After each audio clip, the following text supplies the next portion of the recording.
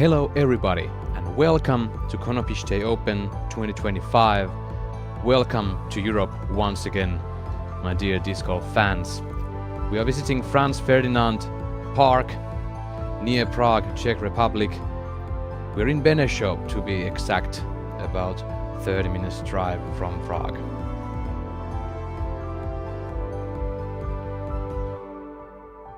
And welcome to the booth. My name is Esa-Pekka Tupala, I'm your host today, and with me, Jani Länsiä, the spin doctor himself. Welcome to the booth again, Jani.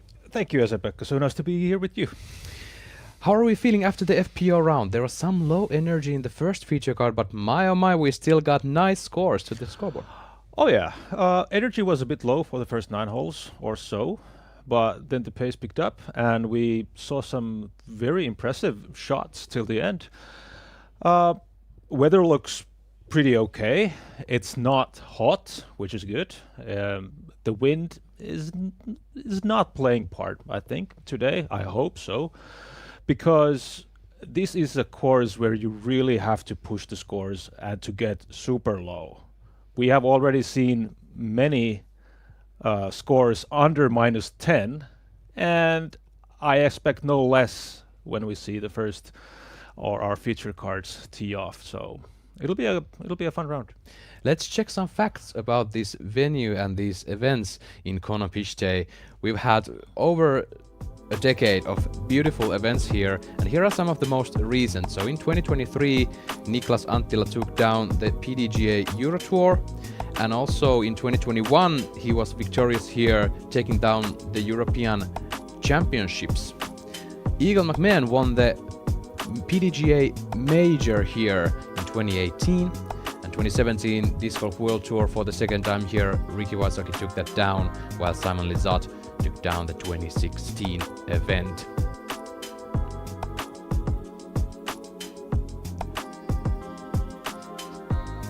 Here are some standings and facts about the Disc Golf Pro Tour Europe this season. So, it started last weekend with the Q Series from Scotland. The Scottish Open was played, and they still have 6 more Q Series events this season in DGPT Europe. We have 5 Elite Series events, and aside from this tour, to be exact, we have 2 PDGA majors. Of course, the Pro Worlds in Nokia and Tampere, and then we have European Disc Golf Festival in Tallinn, Estonia.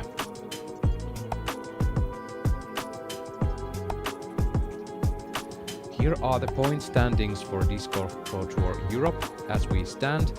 Daniel Davidson took the Scottish Open with a crush and 150 points. There you go, Daniel. He's leading the tour. Pekka Hyvönen and Nestori Tuhkanen, both 120 points.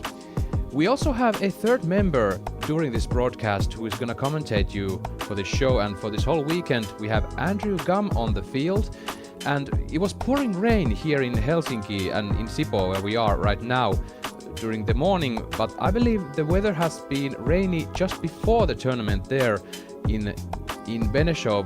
Andy, how are you doing and how's the weather looking right now? I'm doing great, thank you very much. Yes, indeed, we had some rainy weather over the last couple of days, but the sun's come out today. It's very beautiful. As you can see, we're here on the grounds of Konopiście Castle, famous residence of Franz Ferdinand. And every 2 years over the last decade or more, our community is very privileged to get to play in a place like this. Incredibly beautiful fairways, massive mature trees of all different variety, and the course is laid out for another exciting event. And we're really happy to bring it all to you here live on the Disc Golf Network. Looking forward to all the action and really enjoying all the commentary there in the booth, guys. Thank you, Andrew. Those are some great things to hear, and I'm happy that the players are lucky to have the sunshine down there on the course. We hope the rain keeps going away, so to speak. Thanks, Andy. We'll get back to you later this round many times, and we'll get a chance to hear it from you and from the course itself. So thank you so far. And we are hearing from the course that Nestori Tuhkanen from Finland is having a hot day. Yeah, hot day, sub-zero temperatures. And -13. on the scorecard. Yeah. That's pretty good. We were estimating just before this round that maybe a 10 under, 11 under might be the hot score for the day, but Nestori took it down with 2 more strokes, and here is the card. And never say never, folks. If you start with a bogey, don't let it all down. Yeah, the first one is a very bogeyable hole, also very birdieable. So I think Nestor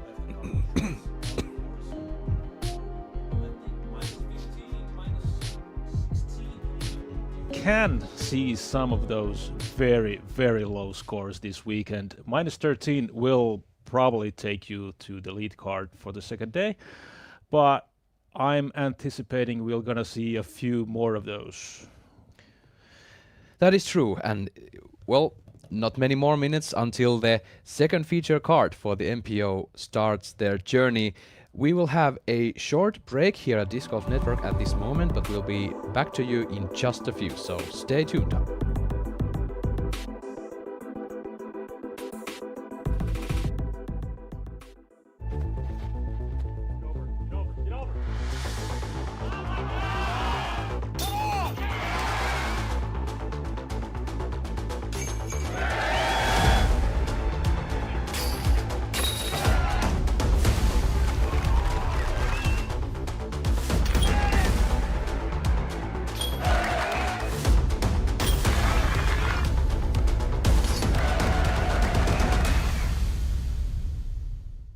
Tie at the top. She has to make it. No way! Nervy putt to win. Holland Hanley! Her first Disc Golf Pro Tour elite event.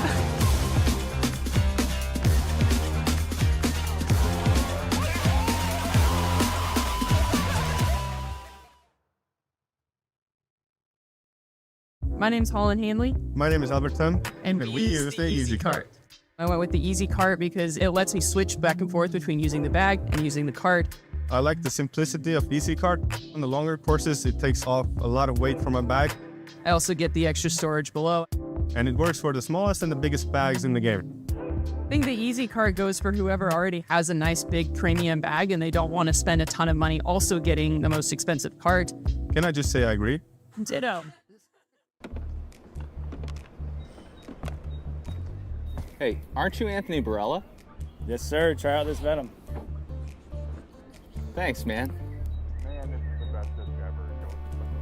Hey, hurry up, man. You're taking forever. Sorry, man. No 30-second rule here. What about that 100% off player discount?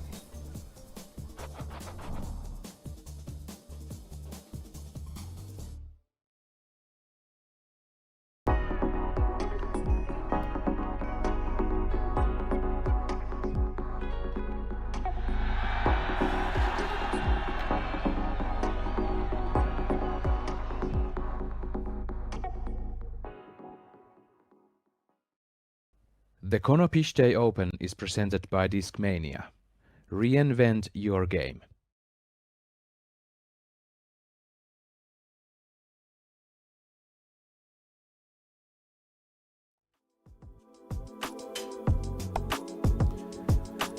Alrighty folks, it's time to remind you that DGN has a new tier this season. You can join the network at no cost. DGN Free is here with select live coverage, so you can get a taste of the live action without any pennies spent.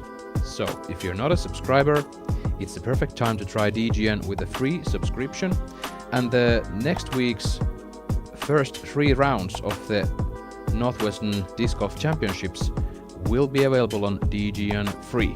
So give that a try if you're still not a subscriber.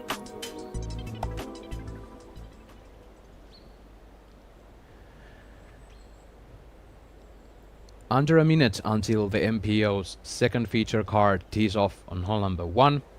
Jani, it's great to be in the booth with you. Thank you for joining me for this event. Well, it's always a nice time with you and watching good disc golf for the whole day and for the whole weekend. Daniel Davidson here in the picture. He crushed and won the DGPT Q Series event. Scottish Open last weekend. He was the runner-up in Västervik, won by Jatti Jensen. Now, let's go to the tee. This is your 3:10 p.m. card, which is also your second feature card in MPO division. First on the tee, sponsored by Lucky Discs and representing Finland. Please put your hands together for Mr. Daniel Davidson.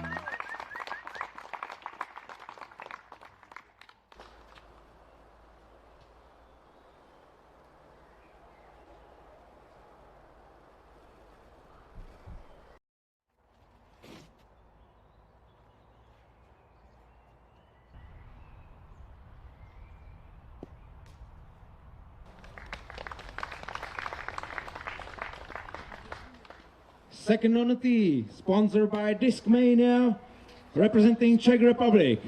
He's your 3 times Czech consecutive and current champion. Please give it up for Mr. Bojan Bilek!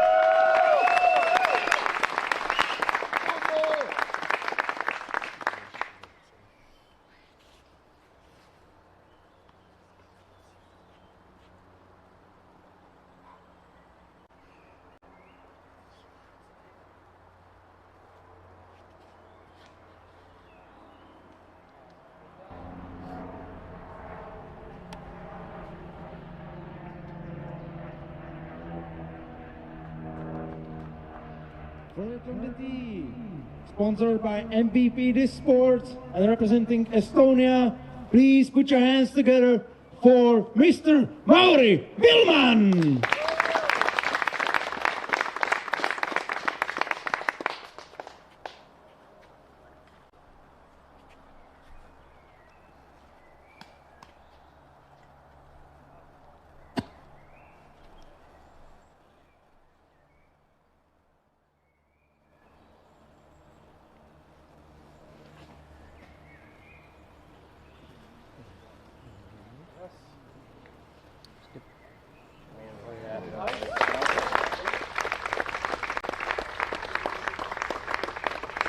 And rounding up our second feature card. He made it safely across the pond. Sponsored by Discraft and representing United States of America. Please give it up for Mr. Ezra Adro!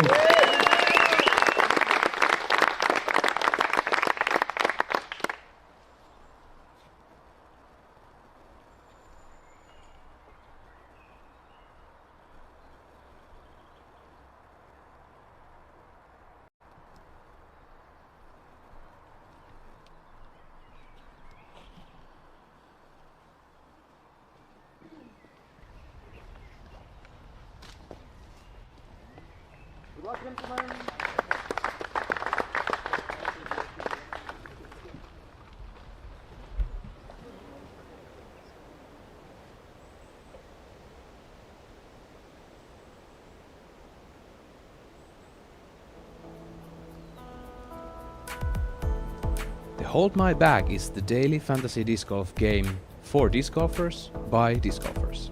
Hold My Bag will be back for the Northwest Disc Golf Championships. You don't want to miss out on your chance to win prizes or cash, so sign up at holdmybagdg.com. That's holdmybagdg.com. The second feature card is off. Mauri Vilman covered one of those fluffy things on the green that marks the bullseye's edge. That was a great shot from Mauri. Yeah, seems like all the Estonians are sidearm specialists nowadays. But to be honest, this hole is a sidearm hole. It's so much easier to get the disc land inside the ropes. The OB lurks so close to that basket on the left side. And basically it's a bogey at best if you end up OB. Just like Bohdan Bilek here demonstrates. This is Bilek's first PDGA event for this season. And straight into the video card.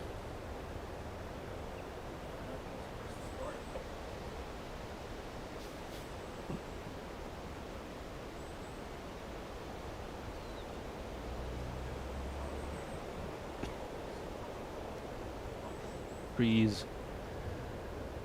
And I'm sure we're gonna hear more about the trees from our course commentator, Mr. Gummy Bear himself. He seemed to be a bit of a tree expert. It seemed like so in the FPO coverage. We got a lot of really great info from Andy. Ezra had nothing but a layup. He's gonna check the par. Kristin Latt was in a similar position on her opening round.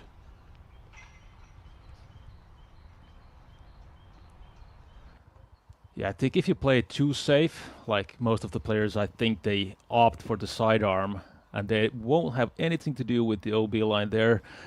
They will end up here, the same spot as Daniel Davidson. But if you do things like this, you get a birdie no matter what. It's a great start for Daniel.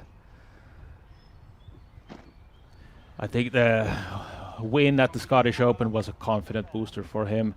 I mean, he's known for great putting, also gets a lot of distance from the tee.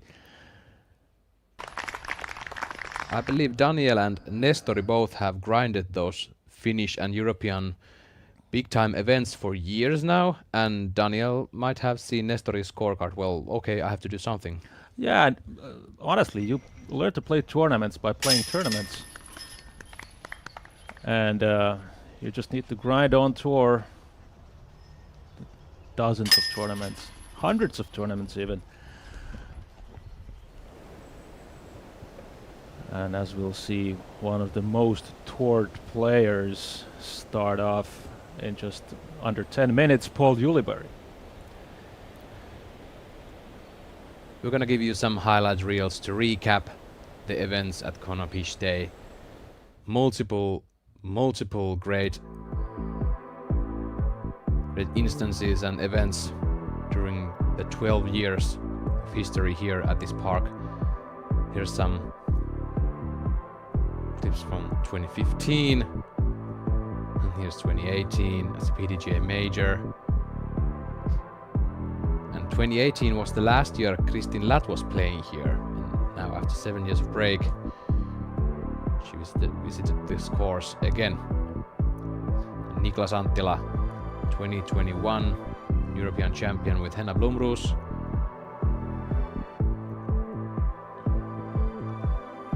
Two years later in 2023, Rachel Turton took the cup from FPO, while Niklas Anttila didn't lay this putt on 18, even though he was leading with 8 strokes over Davidson.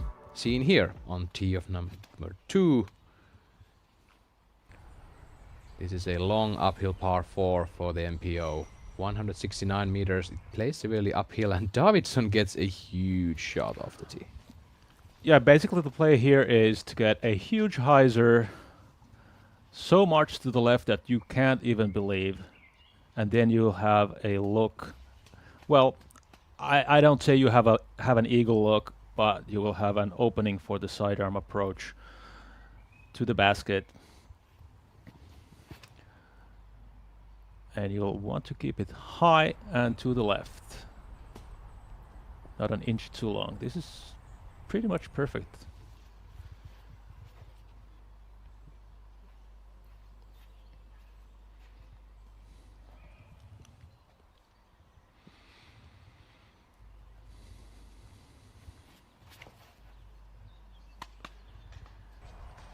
Ezra Aderholt, too tight inside. Yeah, bites the leaves on the left, and he'll gonna have to, I don't know, find some tricks for the second shot to get a look for the birdie. Not an easy place from there under the trees.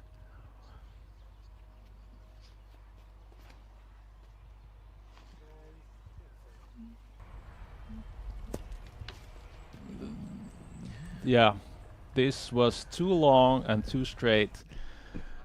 He'll have a hard time finding a suitable stance from under the branches. Niklas Anttila arriving to the scene, having some warm-up putting with Paul Ulibarri. As mentioned, Niklas has 2 wins from the 2 consecutive prior events here at Konopište. Here is some highlights from Niklas's greatest achievements in the past 2 years. Open at Austin 2024 champion. This was a hugely emotional moment for him. And this part from Turku Open, that was crazy. Crazy event for Niklas, running up from way back to take down the Turku Open.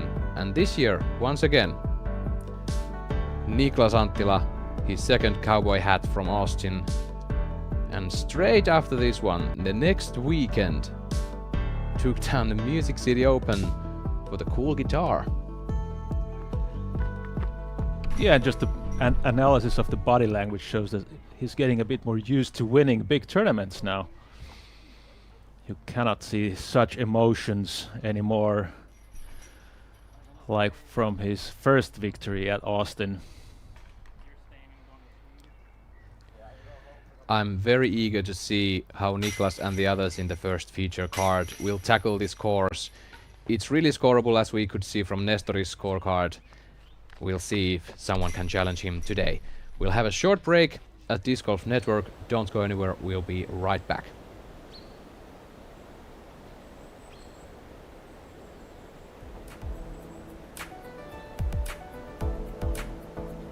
Okay, Lucky, so you're Norwegian. Why don't you just tell people about your discs and then I'll translate for people who don't speak the language. Okay. Hi, my name is Lykke Lorentzen. Hei, jeg heter Lykke Lorentzen. Thank you to everyone who's bought my Signature Series discs. Tusen takk til alle som har kjøpt min Signature Series disk. Don't forget you can buy them at infinitediscs.com. Ikke glem at du kan kjøpe den på infinitediscs.com. Was that okay? Wow, I didn't know you could speak Norwegian. Yeah, Duolingo.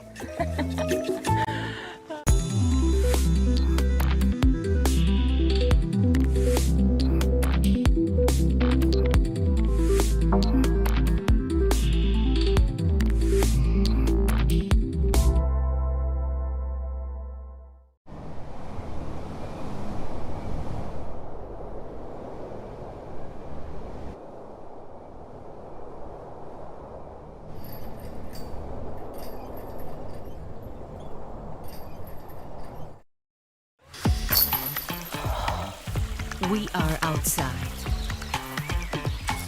We are together. Oh my! We are healthy. We are inclusive. Smile. Smile. You are playing Disc Golf. PGA Europe. Smile.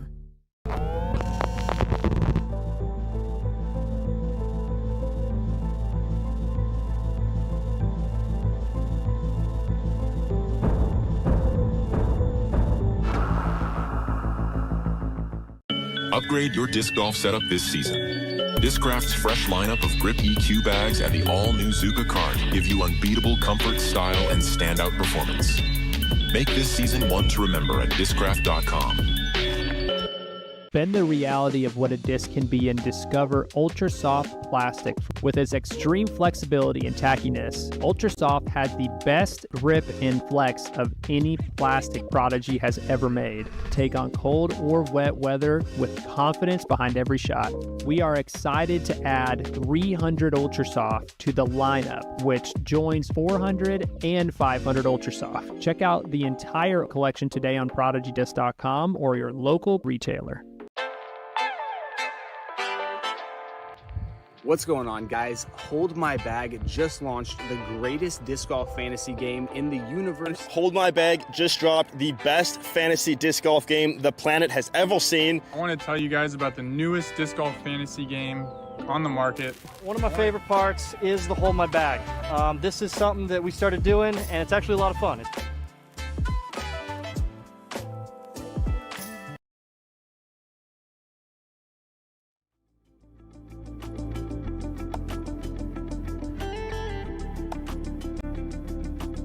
Now folks, go and check out the new limited edition Grip EQ BX3 mystery bundle, because there's only 50 of these left.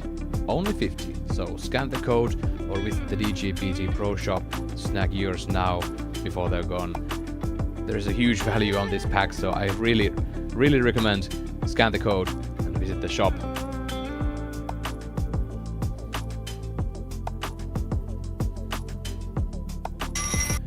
The Konopište is showing us its best. The sun is shining.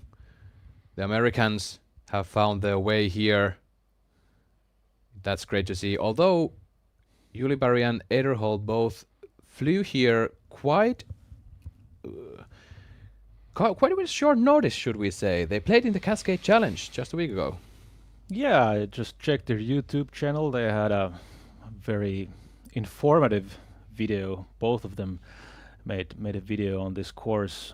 I think it was Wednesday or something they flew in, well, with a severe jet lag.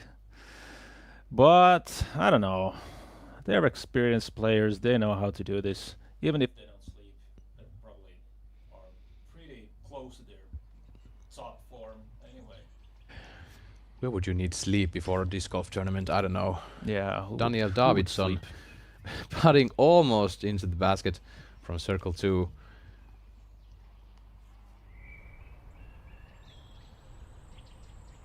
How about Mauri Vilman, the second highest rated player on the field at the moment. He's only been playing Estonian events this season, and this is his DGPT and PDGA, DGPT season opener.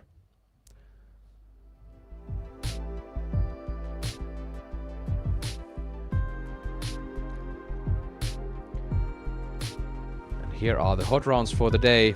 The hot rounds are brought to you by Innova, the choice of champions. Teemu Lampainen currently 11 down. He's playing on the last hole. And we're gonna go soon to tee number 1, where we have our 4 remaining players to start this tournament. Paul Ulibarri, Timo Hartman, Niklas Anttila and Jakub Semera. So 4 nationalities in the first feature card.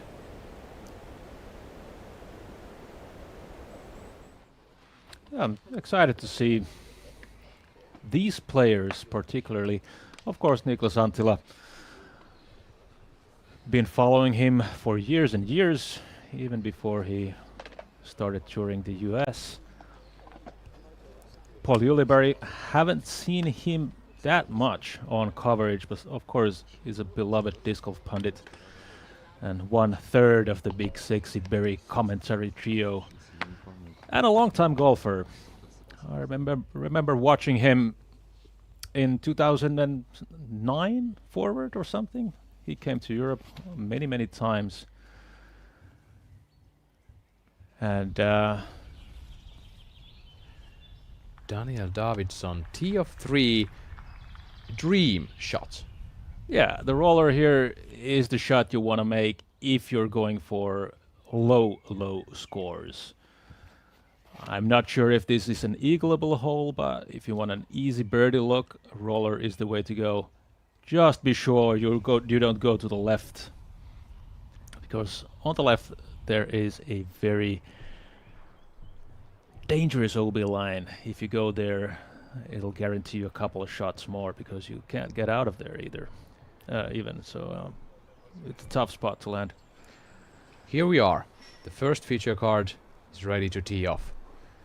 Let's see their opening shots.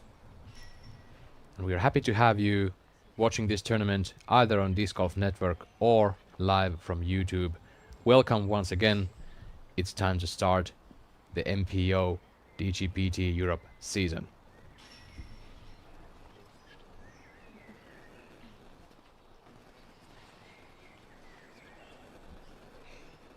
Good. Ladies and gentlemen, welcome to Konopiště Open 2025 presented by Discmania. This is your 15:30 3:30 p.m. card, and this is your feature MPO card. First on the tee. He made it safely across the pond. Representing Discraft and the United States of America, please give it up for Mr. Paul Ulibarri.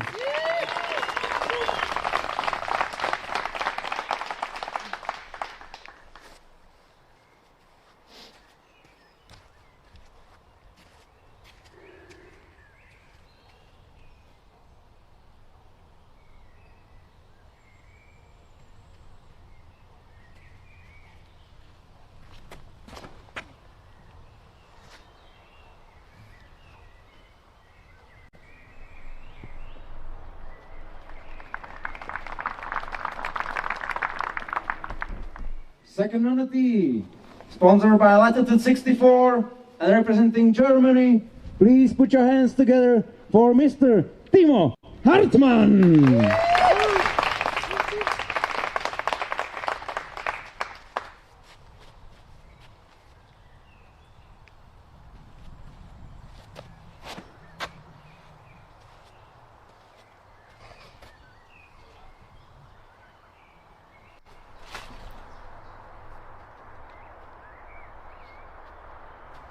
Third on the tee, sponsored by Discmania and representing Finland, your two-time Konopiště Open champion, Mr. Niklas Anttila!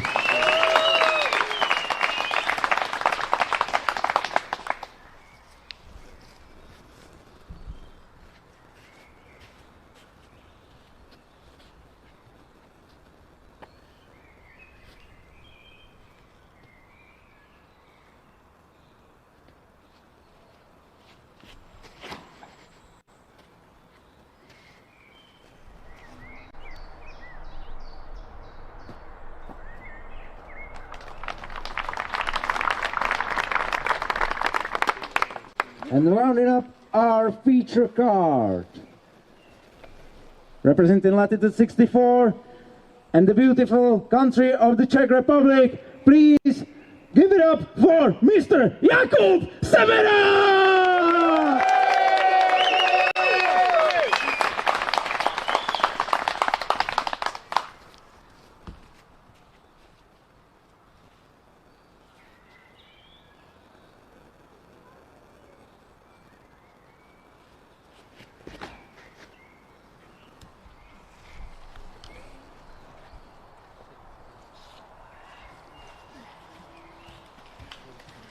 Good luck, gentlemen.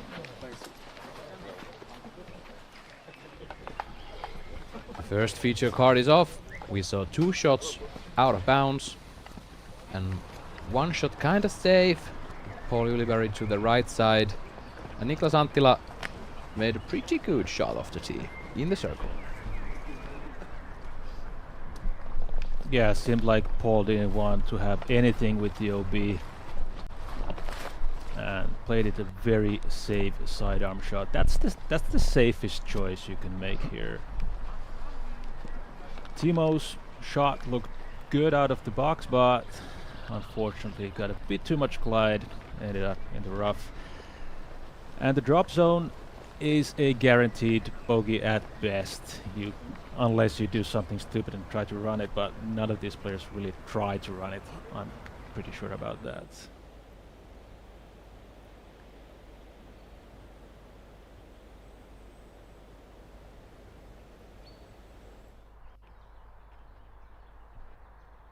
Now Hartmann from the drop zone.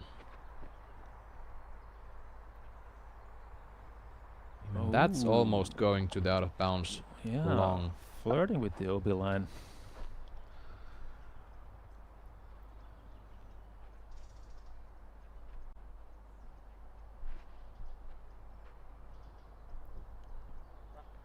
And Jakub, a bullseye hit.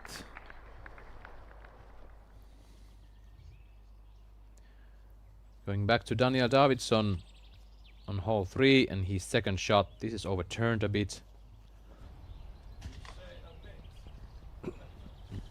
Whoa. Well, I tried to be nice. Yeah, that was an understatement. A totally misfired from Daniel Davidsson. He wanted that to be more stable to hyzer back towards the basket. Let's see how much fade does Paul want with his putt on number 1. The out of bounds is surprisingly close to the basket. Yeah, it's just a few meters off the basket, so you don't want to give it any more than necessary. And Paul doesn't give it even that. I'm not sure if he really ran that. He wanted to take an easy par to start off his round. Probably a wise decision. We just have to remember that the hot round today started with a bogey, so everything is possible. Let's see if we can read anything from this putt from Anttila. Circle's edge for birdie.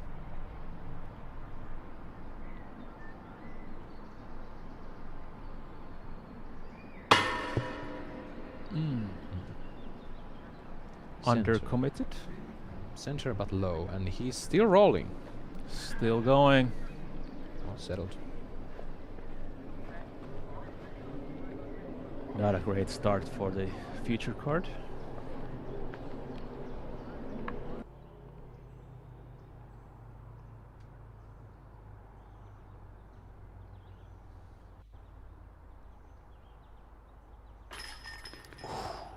Bounces it off the cage.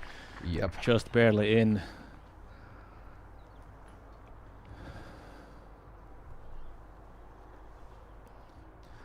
Young German, probably the best player of his country. The statistics say that he has 96 events with 69 wins. That's a good statistic to have. Yeah, so every time he goes on to play, he's expected to win. But of course, most of those wins are from C tiers. This is his first DGPT event ever, but it's not for this one. Mauri Wilman throwing 3 on hole number 3. We were expecting great things from Mauri. We'll see how this round goes for him. We'll have a short break on the network and we'll be right back to you.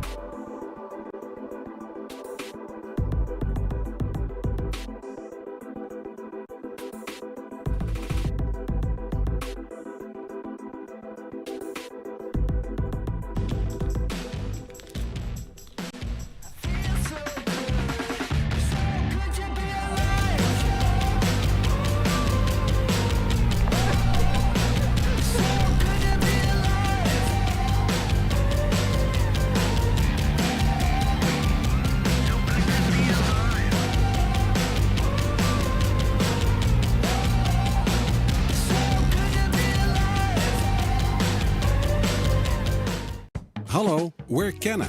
We're a Dutch growing company. We love plants and we want to tell you some cool things about them. Just like humans, plants can communicate. They can sense when another plant is close. Plants look out for each other too. They warn neighbors about nearby threats by secreting substances. And studies have shown that plants love a good tune. We love and understand plants. Let our passion excite you too.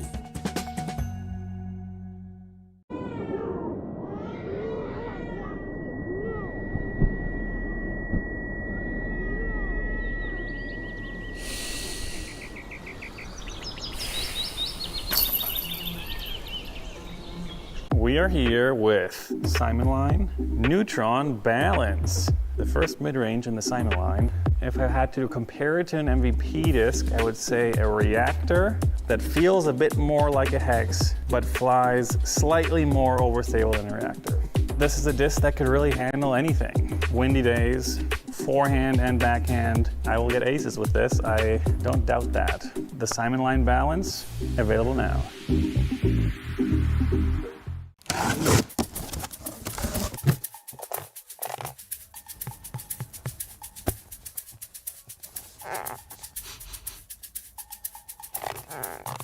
Oh, that's nice.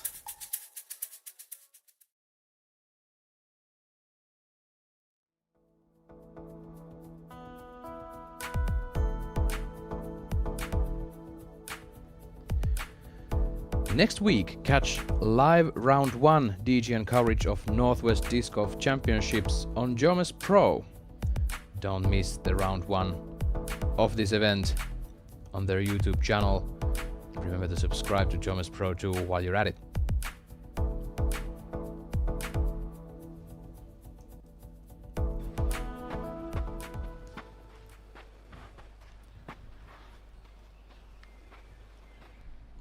Here we are with the first feature card. We're teeing off on hole number 2, which is a par 4, so 169 meters uphill. They're going kind of a S-curve, so to say, uphill. The second shot is quite tricky, for there's a really wide, bushy kind of tree guarding the green.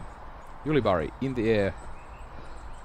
You basically just want a very high hyzer that goes as much to the left as you really can get. Then you'll have an opening for the second shot. You can maybe see the basket. You're not going to pot for an eagle, that's for sure. But you'll get a look for birdie. Anttila. It's a nice skip, basically in the same position as Yulibari.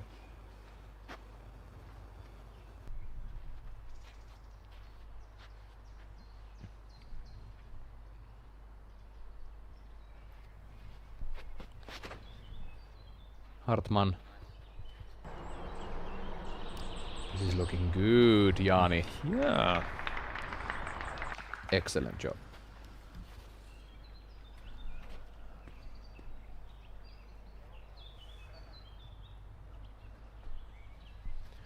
Semerad. Oh, this is looking too straight. Yeah, a little bit too straight. Yeah. Yeah. Kind of trapped by those branches. Mm. Hanging low on his way, and Paul is still not able to see the basket, but he goes roller here. Circling from the left, but not quite getting the last bit of oomph in the roll. Anttila trying some patent bending roller. Yeah, that was also a bit too short, the first shot. That's why they had to. Yeah, that's why they had to do these tricky shots there. He got to 7 meters, so that's way better than Paul's. But it's also a risky play because the OB is lurking just behind the basket at the circle's edge.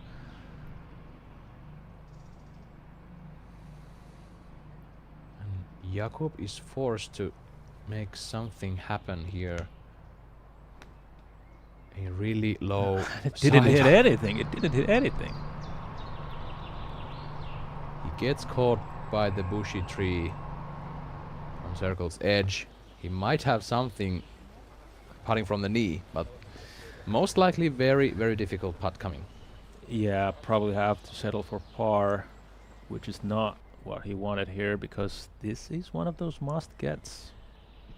Now this point right here is the one where you want to end up off the tee. Now Timo has a great opportunity. Yep. He I think he hit the OB fence there. He hit the fence? Yeah, he hit the fence and then it rolled back to about what, 6 meters or so, 7 meters? I mean, isn't that your playbook? Definitely. I always count on luck. Daniel Davidsson, tee of 4. You can see the FPO basket just before the hill, but MPO basket is way behind it, on top of the hill. And it's a long way there. Some people even go high up with a spike hyzer over those trees on the right side. That takes monstrous power. I'm not sure if there are many players, if any players, who can do that. This looks great out of Mauri. That's because it's outstanding. It's parked. That is exceptional. Jakub had a hyzer putt. He was actually short of the bush. He was actually able to give it a bit of run. He's putting for par.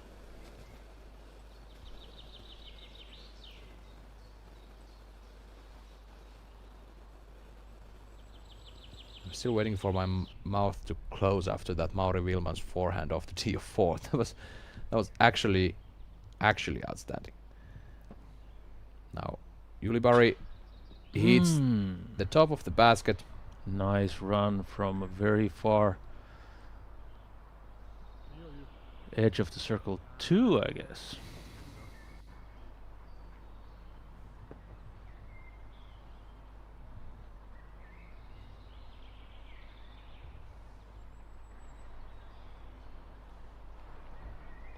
Antila for birdie.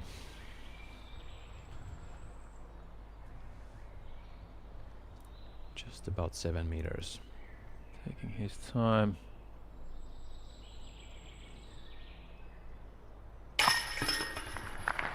Not a problem. Dead center.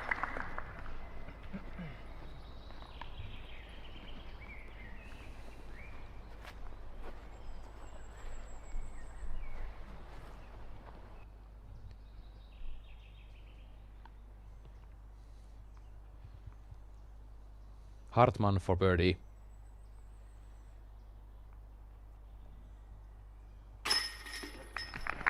Solid. Yeah, on the frozen rope.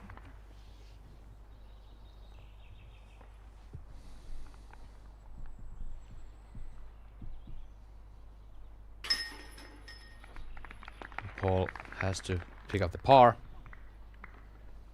as will do Semerad.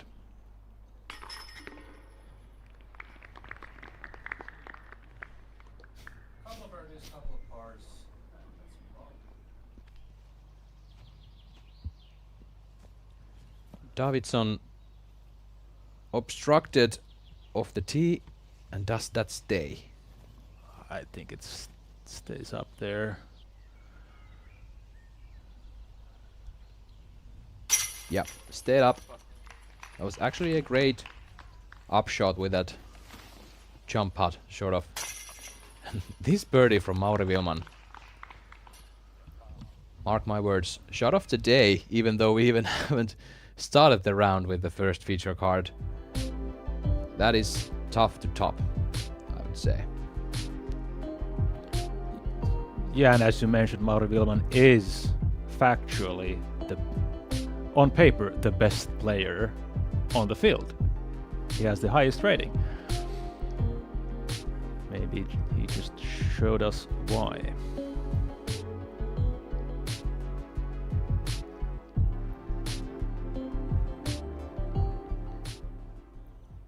Tee of 5. Wilman choosing for the forehand. This needs to flip. It does. I mean, look at this glide. Is he going long? No. Stay. That's pretty much the perfect sidearm. And Ezra is going high turnover shot, Anheuser shot, I guess. I mean, where is he going with this? There is the middle section of trees and bushes. It's not out of bounds, but it's really tricky to get out of there for birdie if he ends up in there. That was kind of a sky roller-ish. I'm gonna say we lost it. Yeah.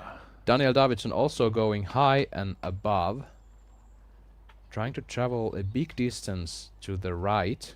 Yeah, you cannot go too much to the right if you just get the glide. Okay, got the clap. We'll see soon enough where they end up. And this is the more conservative play.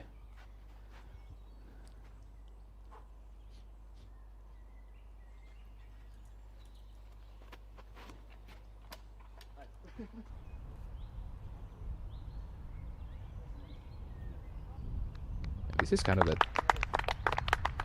normal gameplay. Yeah, I would say. I would say, but if you want to go aggressive, you can do what Ezra tried to do. Now Niklas with the roller, tee of 3. Okay, this needs to come to the right, and I think it. Okay, it does. A little bit late. Stay off of the 3. That's great. It's good. Could have been better. More to the right, but he'll take it. If he has a clear hyzer flip from there, then it's really good. We're gonna see Timo Hartmann overturning the forehand. Yeah, this needs to come back quick, and it doesn't. It was heading for the OB. There's also a Mando post, so you'll have to go from the right side. You cannot go from the how to say that? You cannot throw a skip off the bicycle path. Basically, that's why the Mando is there. And we're gonna see a roller here.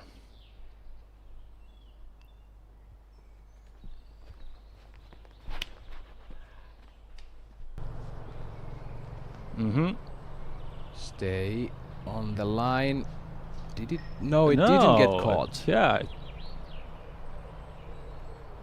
Crept under the branches. I think that's pretty much the optimal spot for your second shot. Yeah, you wanna be a bit higher on the hill than Niklas is. Semerad also with the roller. This needs to come down and flip over quick. This is heading for the OB.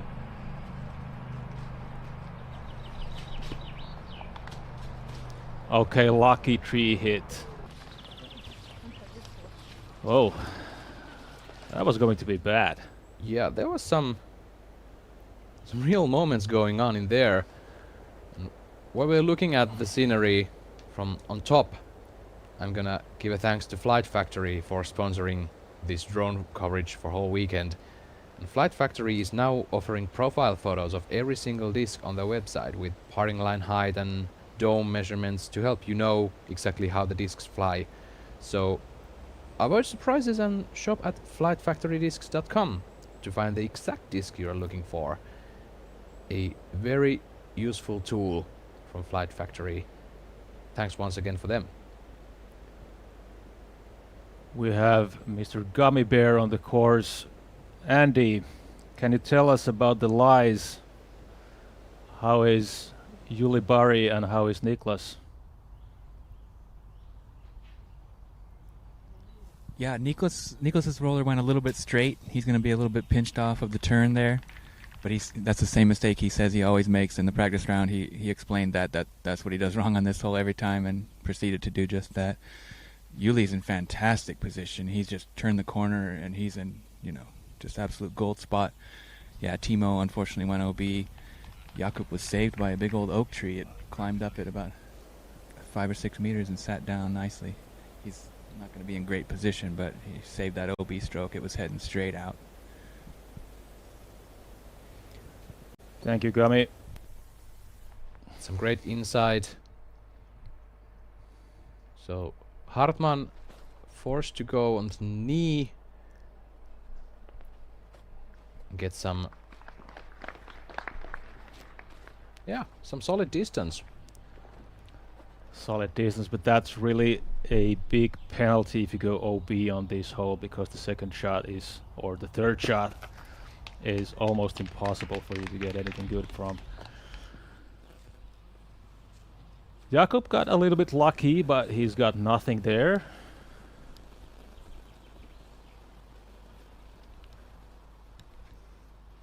Me? Or you? That's me. And the aggressive play of Uli really played out here. Yeah.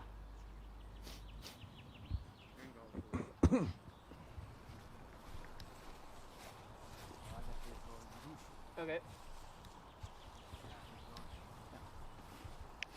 You can go next if you want.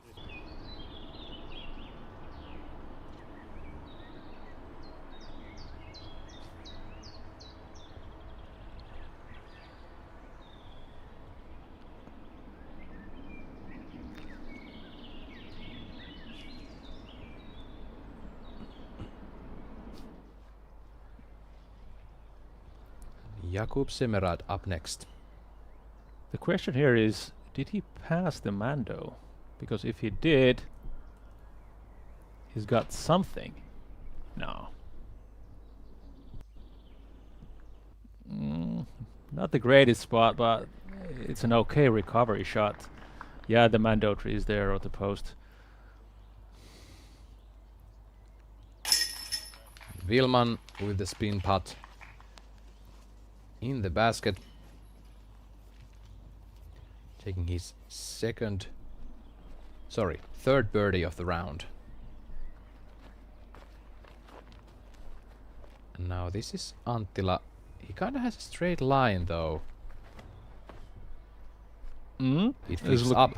Yeah, looking good.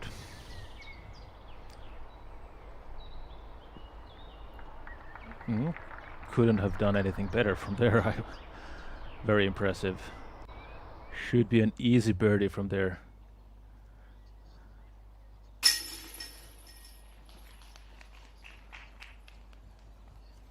Ederhold takes the birdie, his second for the round, and Boran Bilek taking the par. So 3 birdies and 1 par for the second card on hole number 5. As Daniel Davidson picks up the birdie with ease, about 1 meter away. We're back on hole number 3. This is the first par 5 for the MPO.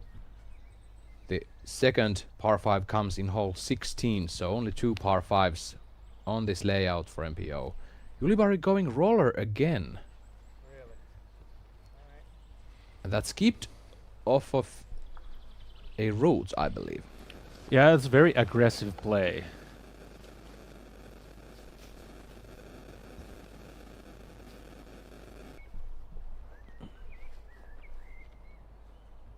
Hartman next. This is 4th already with the penalty.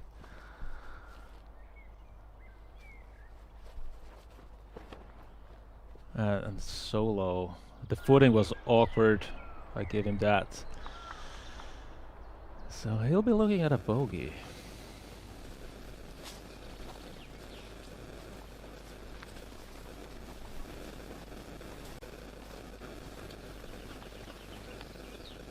Other than the few odd OB lines on this course is a very feel-good course. You can throw as hard as you can. The fairways are quite wide, and the basket placements are not that punishing. So it's a very scoreable course, all in all.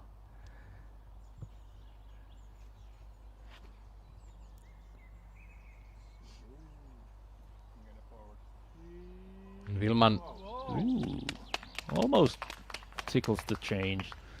Yeah. With the sidearm, of course. I think this course also suits for the sidearm players and the few lefties this field has.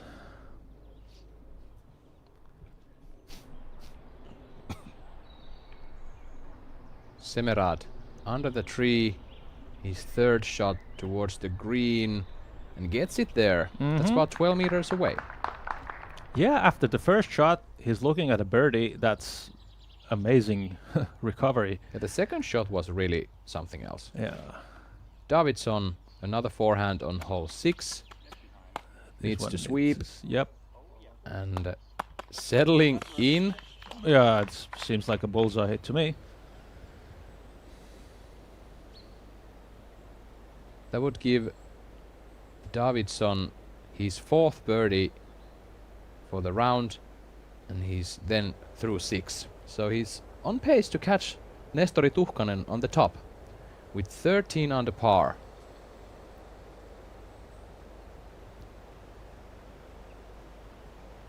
Some other names you might recognize on the leaderboard. We have Lauri Lehtinen, who just announced his comeback to the tour after, if I recall correctly, a year of a break.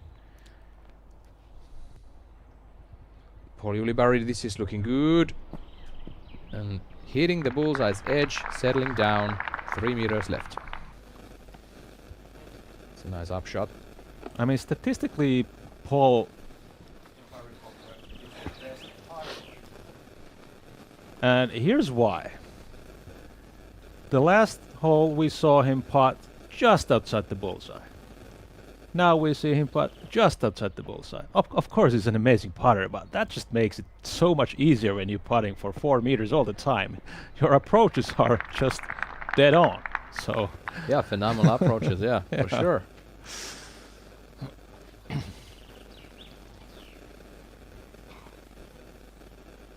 Ulibarri is about 91.26%, and C1X this season only 18.37 from Circle 2. And this course really needs you to pick up those 8 to 12 meter putts if you want to stay on top. Niklas Anttila doesn't want anything to do with those, and he's gonna take the bullseye hit.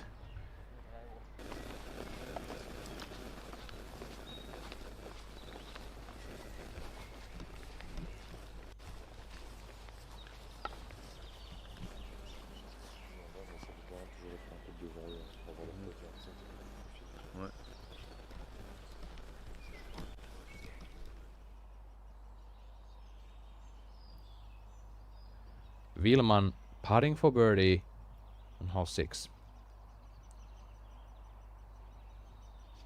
to go 4 down.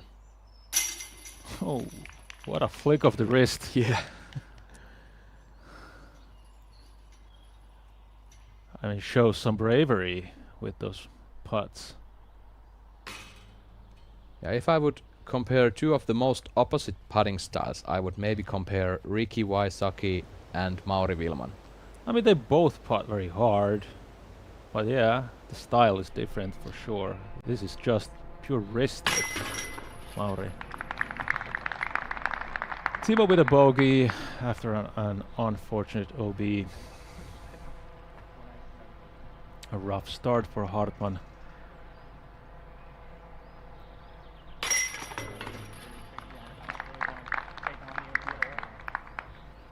Some great scores going on in all of these cards.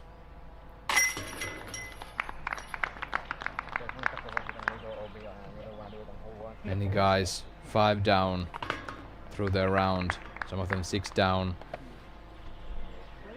Everyone has played about 9 holes or under.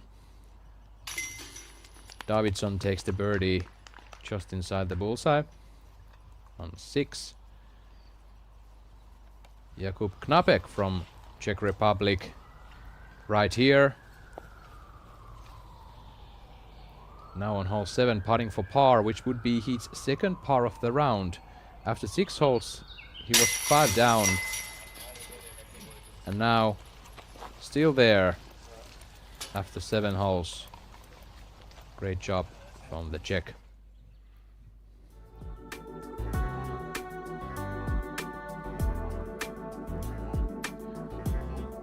Here is the leaderboard. Top 10 at this moment. Linus Karlsson from Sweden. Seen many times on the other side of the pond. Currently 15 holes done, -8 on the card. We're back with the first feature card. Niklas Anttila, tee of 4. Oh, this is a super early release. Yeah. Slipped off his fingers. That looked bad, and he might have nothing there. Yeah, that's gonna be a tough one.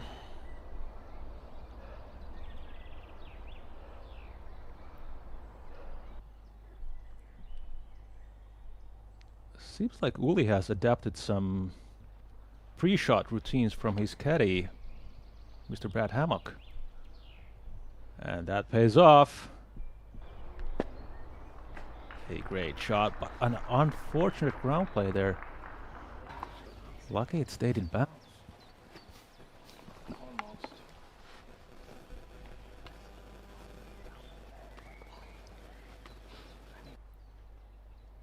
Semerad on the tee. 109 meters. This is turning. Does it come back?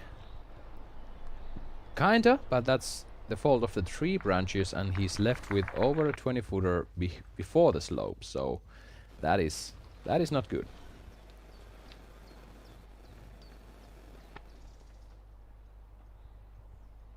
Timo with a sidearm.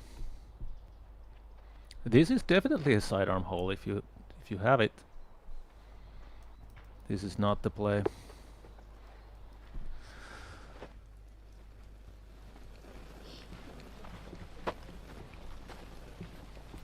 Andrew, if you're hearing me, can you tell me about the vibe? What's the energy down there in the first group in the feature card?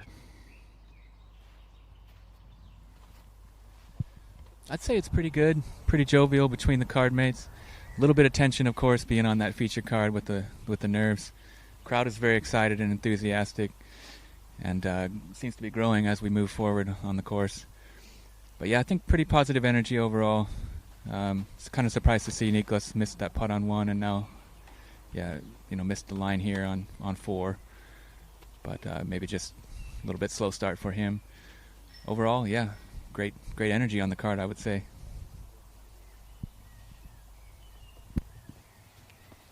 That is good to hear. Thank you, Andrew. Davidson, tee of 7.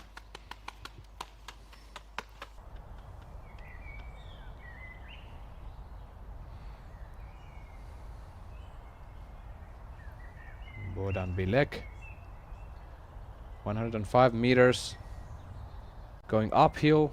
This is one of the signature holes in Konopište. 105, but feels like 130. Yeah, 10 meters increase in elevation towards the pin. Solid shot, but too short for Bilek. And this is what Anttila has, so he luckily got through. He got a bit lucky after that. Super sleepy shot.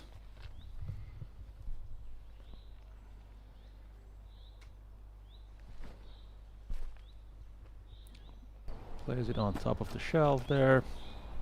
No problemos. We'll pick up the par.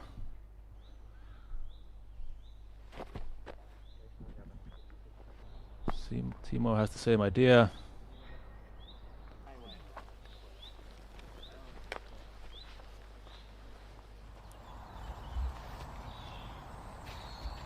Here is Jakub Knapek again.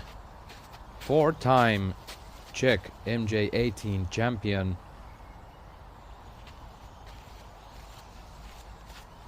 He has huge distance on the backhand. Nice things going on with the sidearm too, and this is a picturesque drive from him on hole number 8.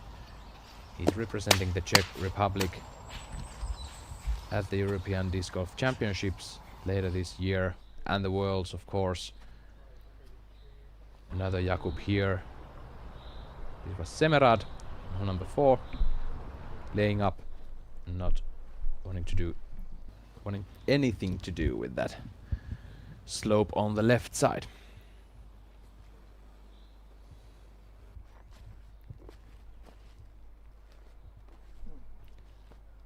Yulibari.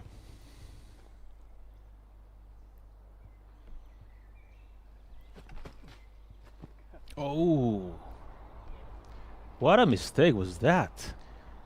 Very rarely do we see something like that from a player of this caliber. The low-hanging branches in that spruce. I mean, it seemed like he just didn't even see that.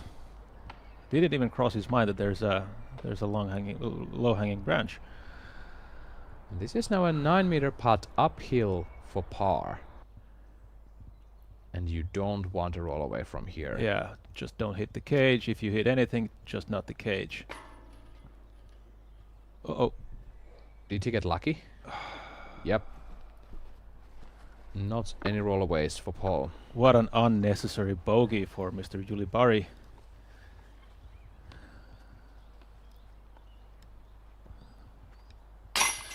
Hartman takes the par.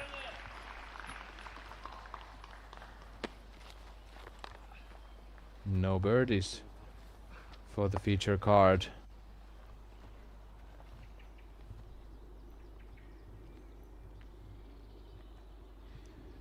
Which is no surprise, for this is a very tough hole. Well, the round is ongoing. 4 holes gone for the first feature card here at Konopište Open 2025. And now, just a short break. Run to the fridge if you need to. We'll be right back.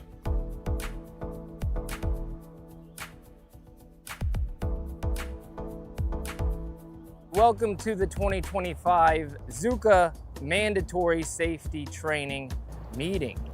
These are key and essential. Hey guys, first time, huh? This is my favorite week of the year. Right on? Yeah. Accidents, injuries, damage. The zoo. If we're not here to learn, the exit's right over there.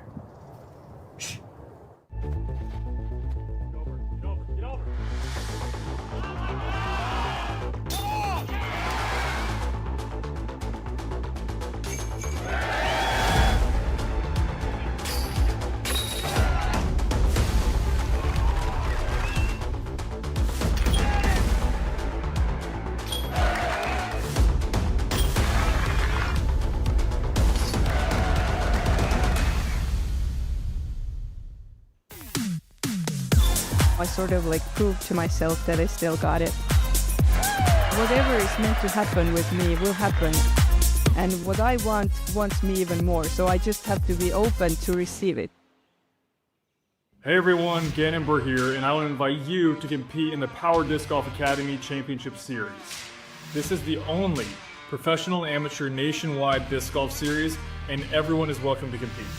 Qualifier events will be held in cities across North America. If you place high enough at a qualifier event, you'll earn the invitation to compete in our championship event at Eagles Crossing Disc Golf Course. Scan this QR code for dates and locations of the qualifying events. We hope to see you there. Some of my favorite discs in my bag are the A-Series discs. They're the ones I lean on to get close to the basket. These are torque-resistant discs, provide a consistent fade at the end of the flight. The best way to find your flight is to get out and use these discs yourself.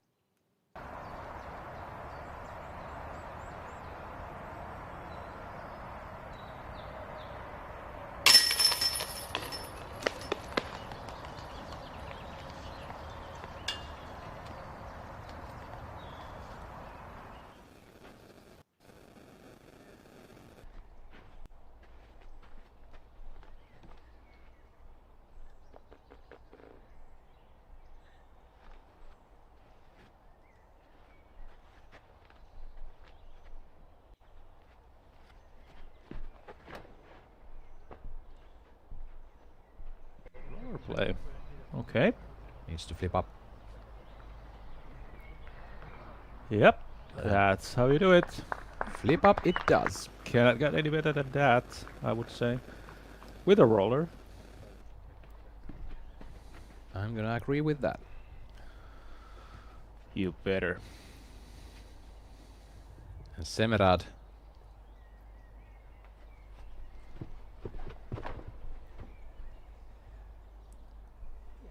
Going high.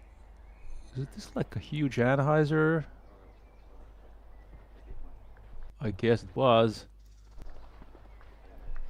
No applause. Lazy. Clap here and something. there. Yeah. Little something. Yeah. Maybe someone clapped with the one hand or something. It sounded like that.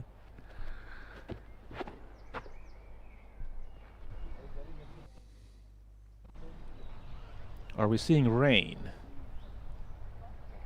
There's... I believe we are gonna Some have drizzle. I believe we're gonna call Andy after this shot from Paul Ulibarri to see how's the weather forecast doing. But first up we're gonna see Ulibarri aim his shot off the tee. Also going high. Yeah, huge Anheuser. You cannot go too much to the right. You can go all the way to the right, uphill, as far as you can, and the more the better. Okay, Andy, how is the weather looking? Are we seeing some rain? There might be a few droplets here and there, but I see just sunshine and birds chirping. And what a beautiful tee shot we get to see on this hole. They got that copper beach in the background. That's the purple one that stands out amongst all the lush greenery, also known as the Purple Beach. And yeah, there's two ways to go on this one. Seems like, from what I understood from the pros, the left side has much better access to the green, And you saw Nikos lay down a pretty sweet roller that way. I'm not sure how much it turned right. But yeah, what a beautiful hole to play and see. Thanks, Andrew. We hope the rain stays away. Knapek, tee of 9, 288 meters with par 4, severe downhill, and that is off the fairway to the left for Knapek.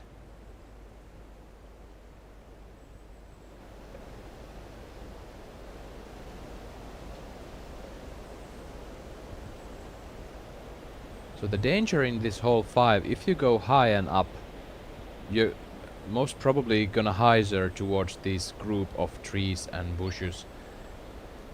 And I mean, if you take the conservative route to the left, like you said, Jani, there's a higher chance of you seeing the green where you're aiming at. How do you feel about this amount of players going high and hyzer? Is that the wise decision here? Well, obviously it's the wise decision, because so many players do that, but because there is the left side OB, I think they want to avoid it at all costs.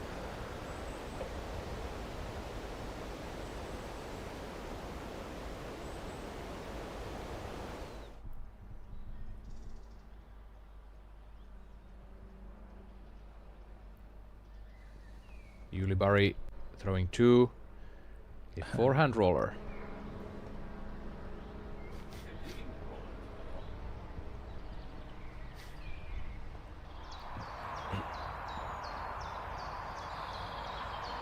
This is Knapek's second shot. Has practically nothing. He's going to try to serve a forehand roller. Mm-hmm. Yeah. Yep. That's how you do it. Out of trouble and into the sweet spot. Yeah, that's a respectable outcome of that position. Mm-hmm.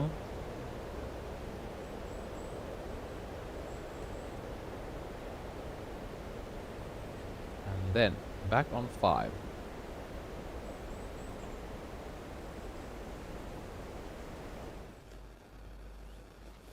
Semerad throwing 2.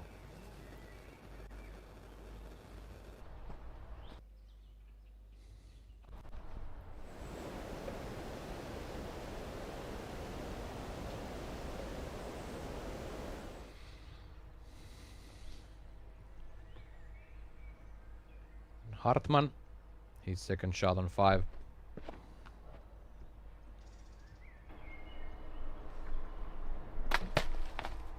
Crashing towards the green, and he's got about 8 meters left. Just a bit tucked behind or beside the tree.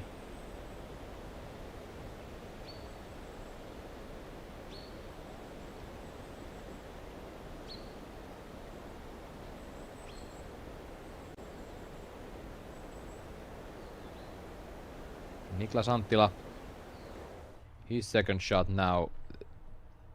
This is maybe the best possible place to end up off the tee on 5. Nothing in the way.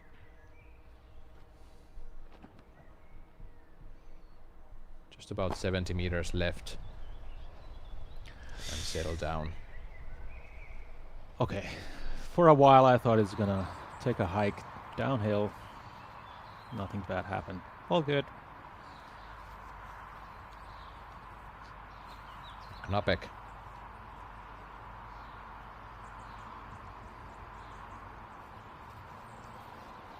Throwing 3 on 9. Needs to hyzer. Yeah. Has a too much carry. But I think it stayed in bounds. Yep, it did. That is a big time shot for Knapek. He's trying to save the bogey. The slope and that hole number 9 is very fast, and the green too. So if you hit the ground pin high, you're most likely going to skip out of bounds. Really hard to control that landing. Now this is Semerad. He got to the edge of circle, the upslope, and gets the birdie. That's a nice highlight putt for Jakub. His first birdie of the round. Back to even par for the day.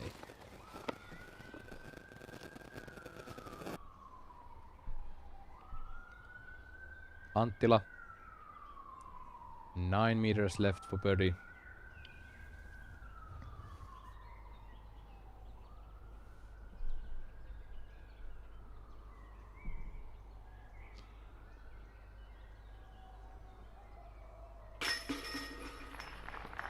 Count him in. That will be Anttila's third birdie. He's going to be 3 down through 5.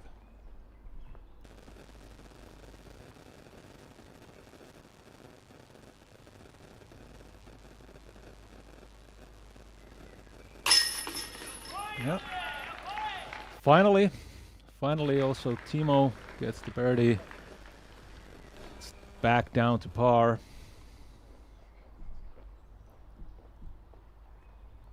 Yulibari is the only one from feature card number 1 to take the par here. And they're moving on to hole number 6.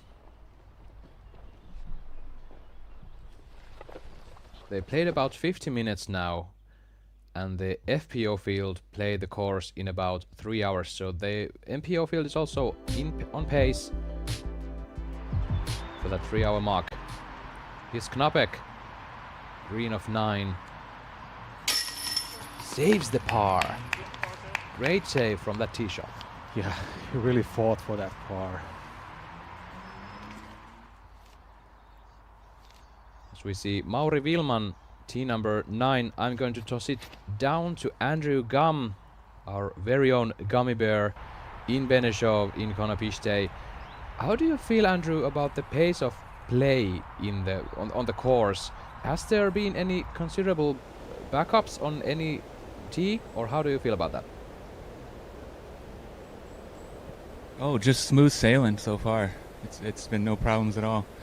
During the amateur event last week, there was a few backups on a couple of holes, so I was a little bit concerned we might see that, but it's been just, yeah, really quick pace of play, and everything's going very smooth with the organization of the event and the course layout. Absolutely perfect so far. Thank you, Andrew. Niklas Anttila, tee of 6. A very birdieable hole. Well, there's another contender for the shot of the day. That is a beautiful tee shot. Beautiful tee shot, for sure. Was sailing right at the basket. Semerad trying to do the same. Gets knocked down by the wind. Does it skip at all? He's in 11 meters, so not quite getting the ground play. Yeah, surprisingly little ground play there. Even though they have groomed the grass for the whole week. Hartmann on the tee. Crosswind from the left. Downhill. This one needs to skip up. And almost touching the chains. How about Paul? One superb shot from Anttila, 2 great shots from the others. How about Yuliberi? Taking it from the right, trying to fight the wind. This one's too high. Wants it to stick. Oh, okay. That's about 7 meters left for Paul. Yeah, it looked like it had a lot more steam than it eventually had. We're gonna roll back that one shot replay, the only shot Niklas needed on this hole 6. Remember, all of you fans, that you can use the code DGPT for 25% off on your first order at oneshotenergy.com and explore a wide range of energy chews, focus chews, and voice drops. This is now Wilman's second shot on 9.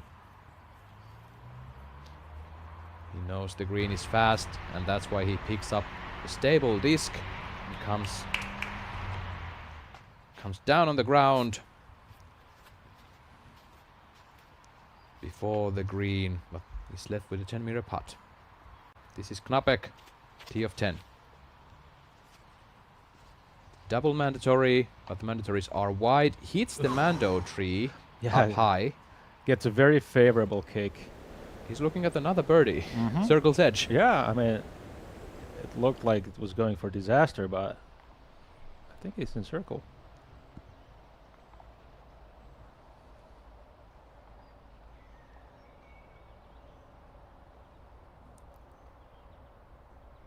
And Semerad, yeah, he's about 12 meters away and sails a bit up to the right of the basket. Low and right.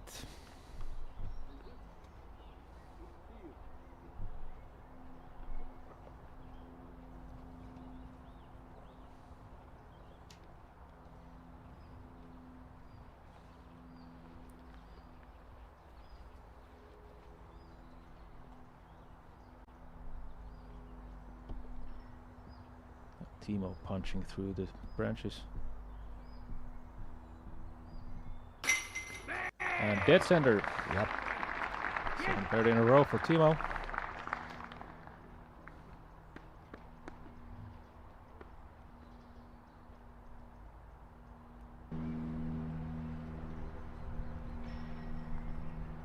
Now Yulibari. Yeah. He's never missing those cuts, Mr. C1X.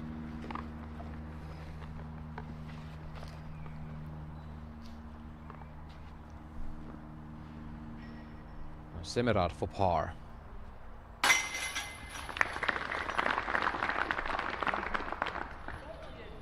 And Niklas cleaning up.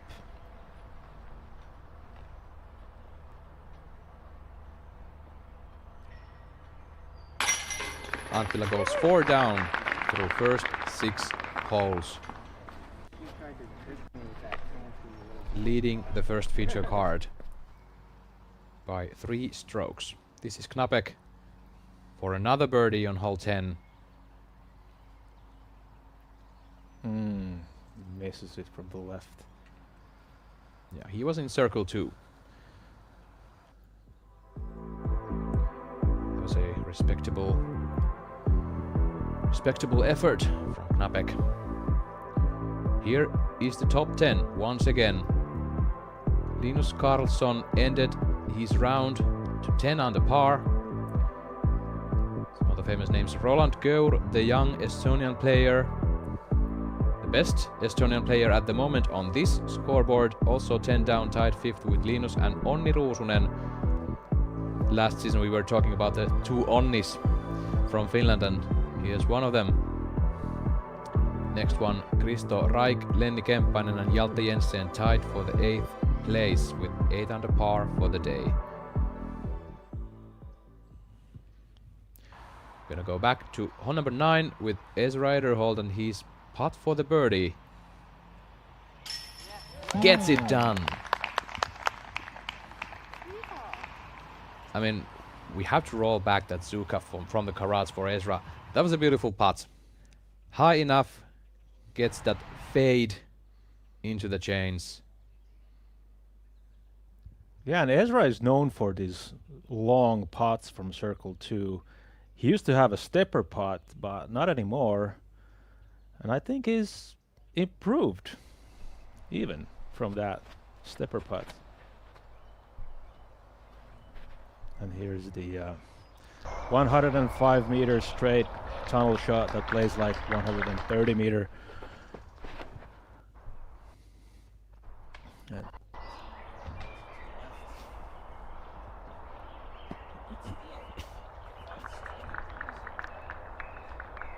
a birdie.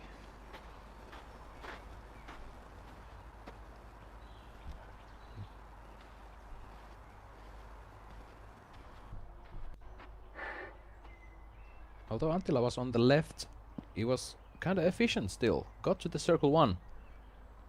You have to stay on the track. Yulibari. Oh, this is yanked. Late release. Yeah, I think he forced it.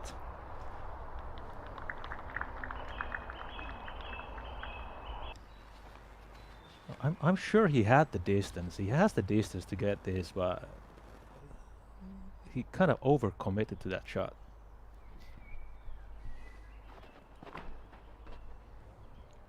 Semerad. Same position as Niklas, about 7 meters left. Almost on the pin height. Go back to the Estonians, so Jakub Knapek saves the par on 10. How about Mauri Vilman? Number 9 for the birdie. That's unbelievable how low the disc just keeps on going and going and going. Yeah, that's like an express train, just delivers to the post so fast, so straight.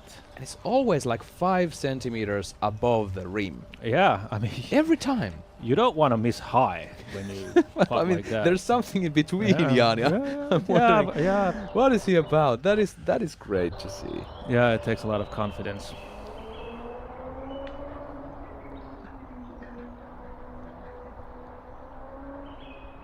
Yulibari outside C2, trying to float it in, lands in the bullseye.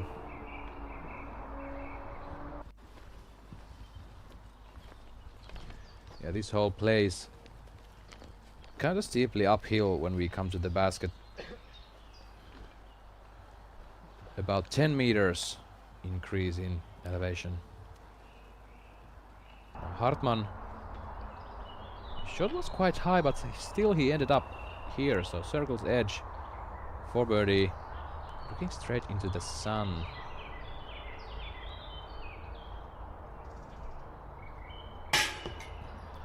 Hits the top band, don't roll. Yep.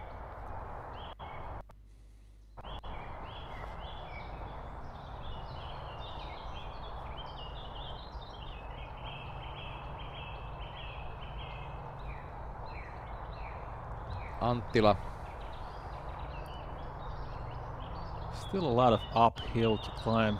You cannot see on camera, but this gives you an idea of how much uphill this hole plays. This is not 7, this is 9 meters at least. Hits chains left side, bounces out.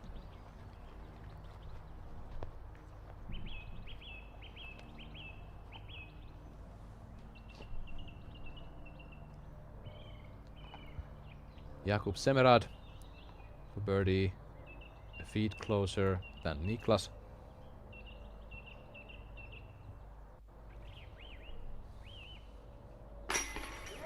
Ooh, barely in. Smooth the delivery. Semerad gets one stroke off Niklas.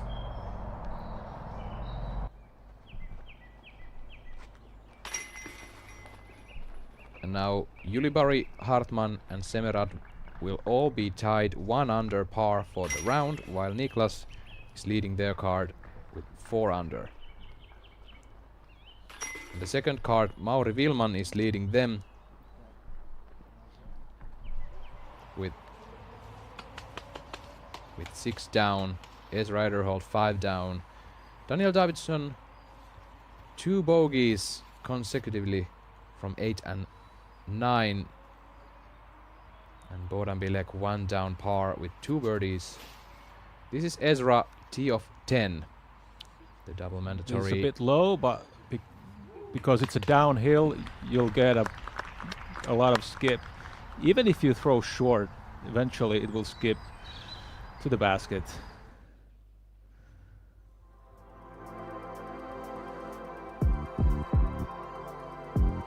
So we see the scoreboard. The road behind this leaderboard is actually the way to hole number 1 on Franz Ferdinand, as you can see from the sign.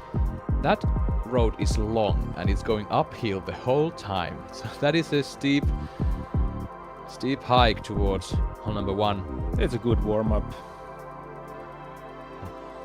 I might remind you that you can actually download the caddy book from the internet, and you can see graphics in the caddy book.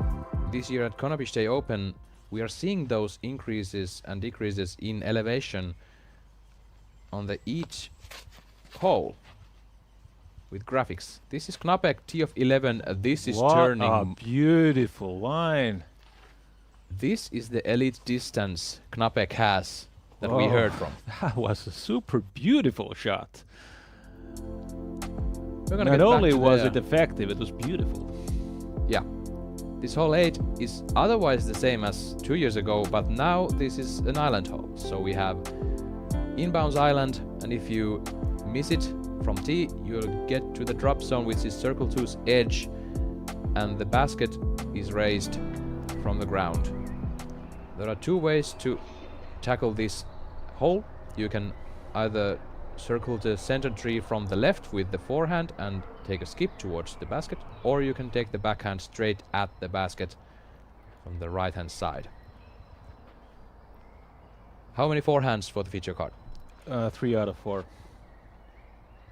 So Semerad will be the first of those 3, as Jani called them.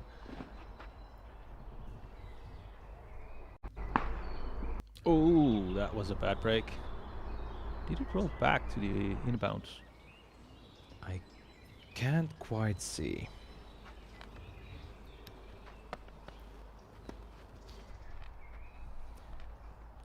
That is the tree to miss when skipping towards the basket. Anttila. Okay, 2 out of 3. Yeah, probably 4 out of 4. Can I change? No, you can't. Okay. Anttila hits the island's edge, and he's tucked next to one tree. Has a putt though.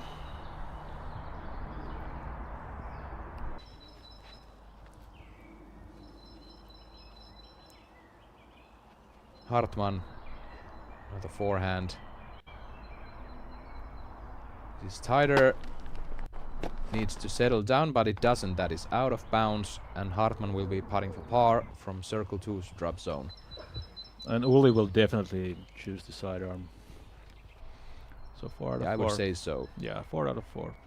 A fast disc.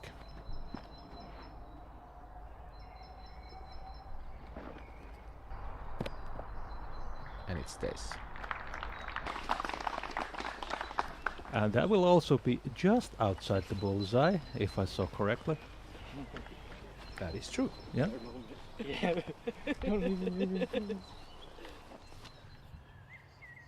Let's see, Ezra Ederhold putting for birdie on 10.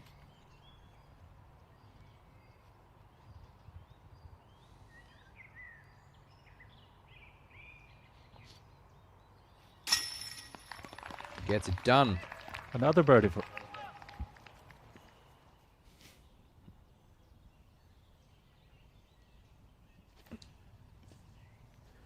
Knapek throwing 2 on 11. That looks good, but we have to mention there are long-hanging branches coming from the tree towards the basket, so he might not have a clear putt. We'll see. There's a big branch that has come off of that tree since the last competition. We just heard that on the FPO round earlier today. He might have something. Now Semerad putting par. Just a bit shy. Yeah. Whistles down in front of the basket. Hartman, same thing. How about the result?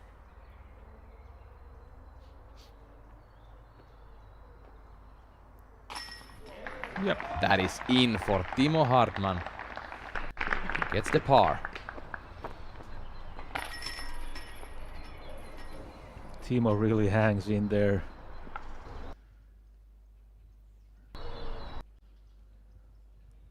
Lofty.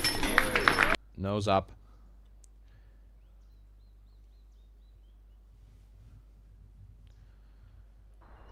Yeah, and a sigh of relief on his face. Jani, could you give some insight to our viewers? Why would you putt a bit of nose up in these kind of situations? What is the pro on that? Well, if you happen to miss, which of course you wouldn't think, if the disc is nose up, it'll fade faster, and it doesn't fade like it's skipping anymore. It just fades. Kind of feels like it comes back a little. But also, if you put nose up, the speed control is a lot better. And naturally, when the basket is elevated, you just kind of have to put nose up. Paul loses no time at all when putting that birdie in.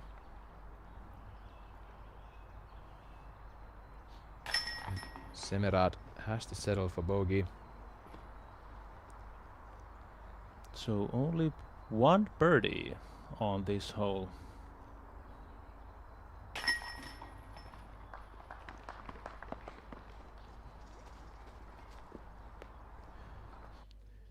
And Jakub Knapek took the birdie on hole number 11, so that is his 7th birdie in 11 holes. He's on his way to the leaderboard, which you will see now. But a short little break on Disc Golf Network now. See you soon.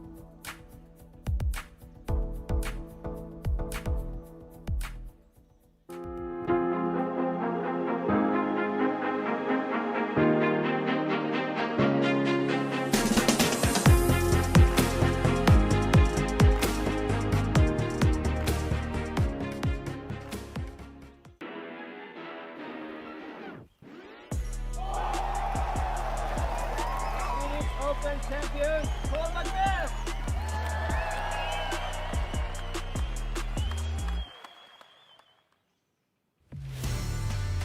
If you design,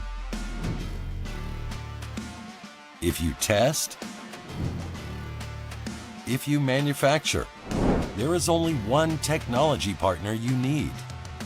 TriMet Group is the leading provider of design, engineering, and manufacturing solutions for thousands of companies across North America and Europe. Innovation starts here. TriMetGroup.com.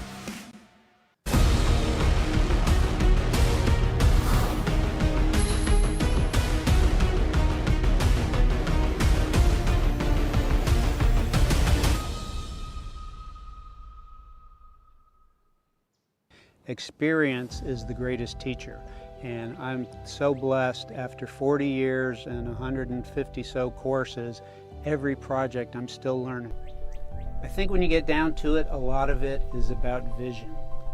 There's the vision for individual holes, there's the vision for the property and what it can become as a course and what it can become as a venue. And then there's the vision for what disc golf can become.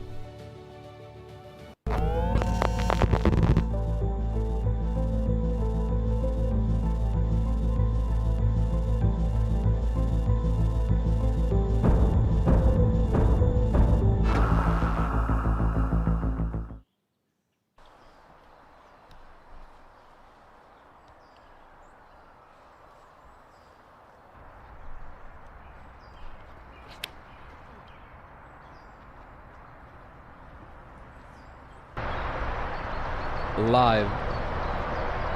Sea of 9, Paul Uliberry.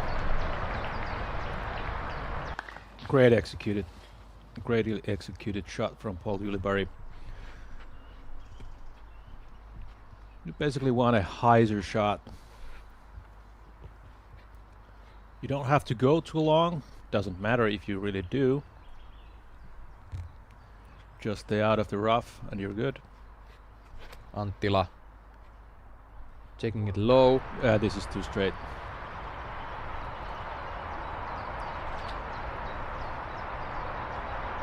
Avoids the biggest trees, gets through those low branches on the fairway practically, but that looked bad off the tee.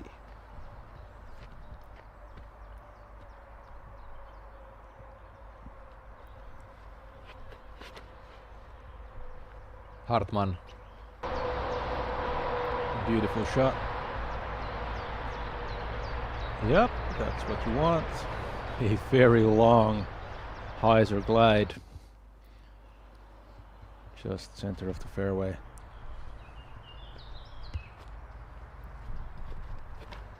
Semerad forcing a turnover into his hyzer in left. Clears the trees in the middle.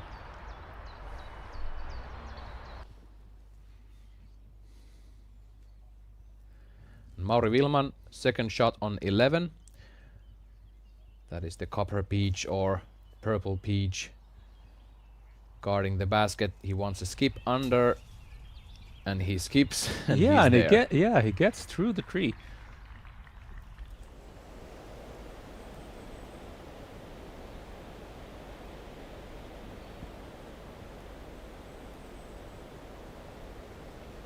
Let's see what Niklas has. He got through, so he avoided the worst outcome. It wasn't a perfect shot by any means, but this is actually quite a good spot for him. Now he has the OB on the left. There's kind of an OB island on the left side of the gap, so he needs to avoid that.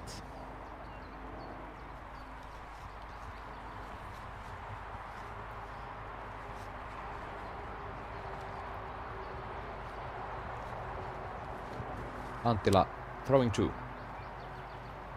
Looks good. Maybe a little bit too much turnover with that. Gets a correction from a branch, but now he's circle 2's edge. Putting towards out of bounds. Now Ederhold, hole 11, and he's second. Big distance off the tee. 281 meters is this par 4. Yeah, he was trying to go over that tree,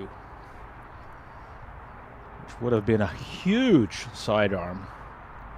Didn't quite get that, but he's still at about 8 meters.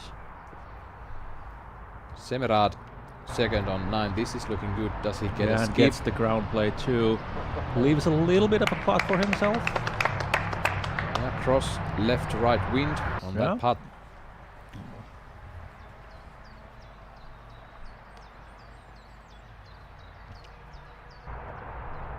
Ulibarri.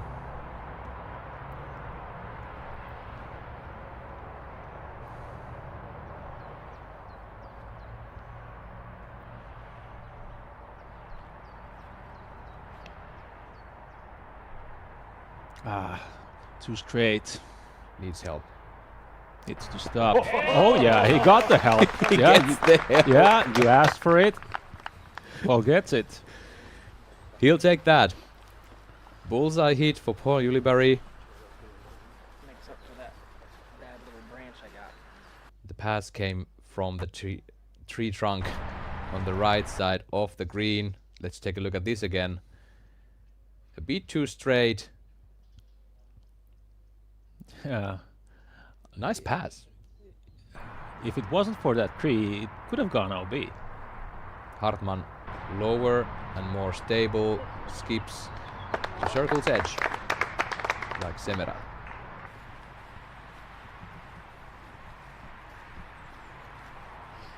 Now let's make it clear. I'm gonna take Andrew into this discussion too. Jani, we both love this course. This place is the castle is from 13th century, so it is ancient. These trees are ancient, and there has been some rumors that maybe this event is not gonna go for much longer, for these trees can be dangerous when it's a storm. When the heavy wind comes, they might fall on you. But Andrew, how are the players feeling about this course? Do they enjoy coming back here as much as we like to come back and see the players play this course?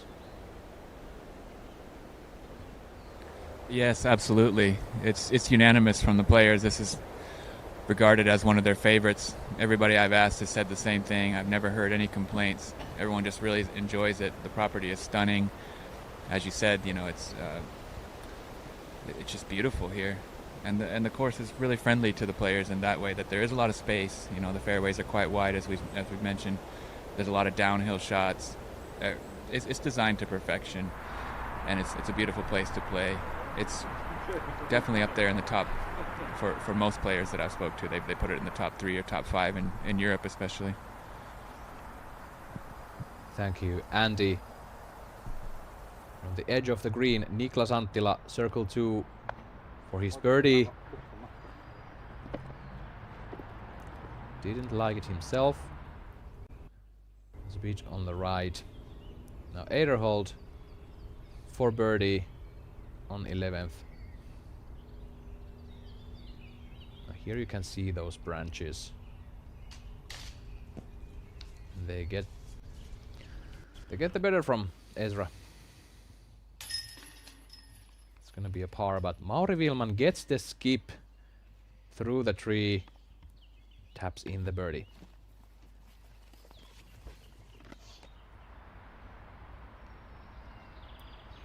Semerad gets the birdie on hole 9. Some highlight putts from Jakub Semerad. Well, he is the putting world champion twice. So no wonder. Timo Hartman.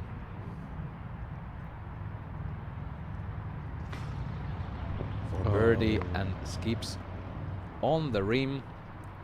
He's got a 6-meter comebacker.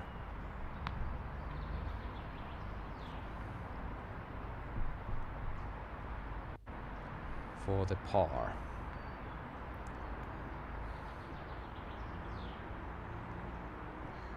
Jani, would you agree that this is one of the holes where you want the birdie? Yeah. There are so many holes where you feel the par is like a bogey. But you have to face the reality. You cannot get them. Like all of them. Of course you cannot get them. You cannot let that go into your head. That putt from Niklas is in. He's going to take the par. And that previous putt from Hartman was exactly on that 8 to 12 meter range, which is really common to see on those players on this course. You have to dial that in. Paul takes the birdie with the lucky kiss of the trunk.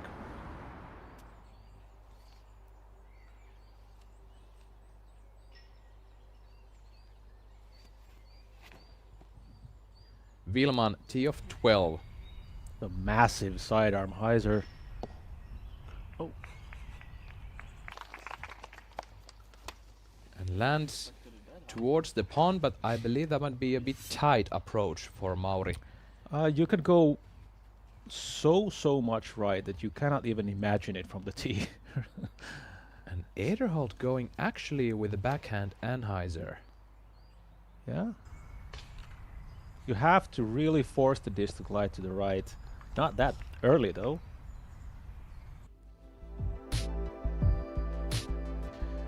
There's a lot of space there. Some new names on the top 10. Joona Heinonen. I believe he's bogey free. Yeah, he's 9 birdies and 5 pars through 14 holes.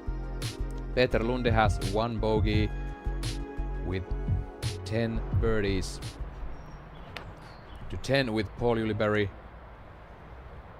This is drifting beautifully. Ooh. But it hits one single branch.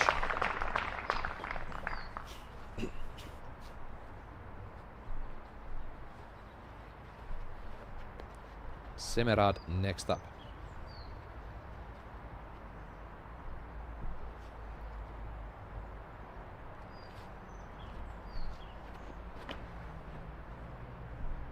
Lower, does it get stable? It doesn't. But it doesn't roll, so he made the mandatory. Long putt coming up downhill once again for Semerad. Anttila.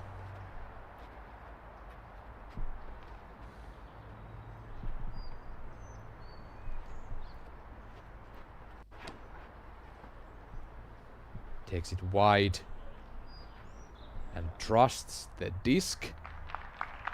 Mhm. And here's the result. And the disc delivers. Focused and sharp execution from Anttila. Hartman.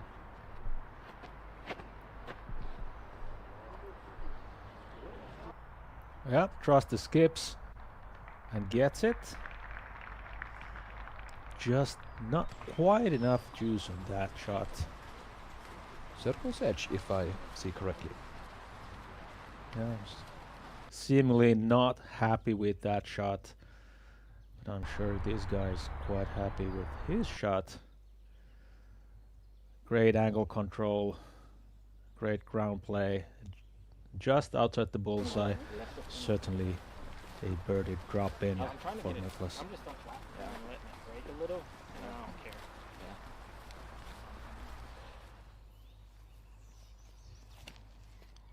This Mauri's first drive was just beautiful, almost perfect.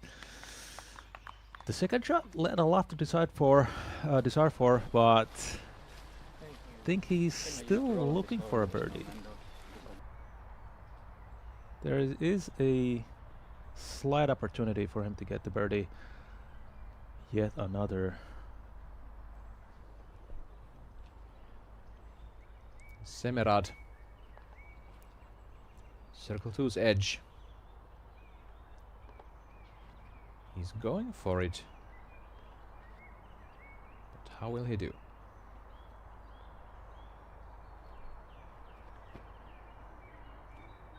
Fading, hitting the cage. That was about 5 centimeters too low. Beautiful effort. Yeah, good idea. Yeah, obviously he's not totally happy about it, but it was close to perfection.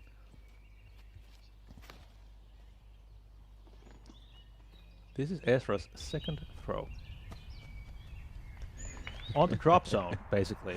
Basically, yeah. So that was like the perfect execution.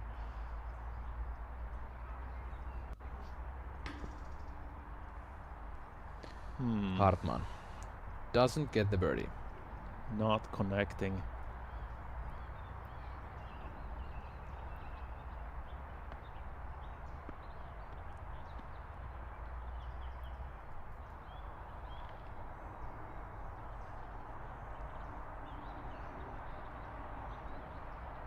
And Yuli.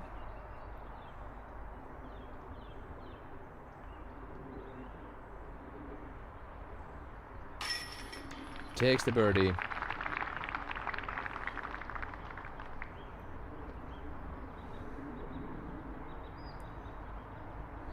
Well executed hole for Paul. Niklas even closer, about 5 meters.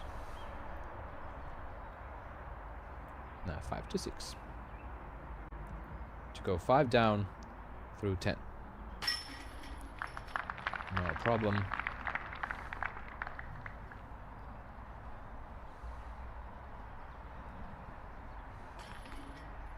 And Semerad has to settle for par, as will Hartman.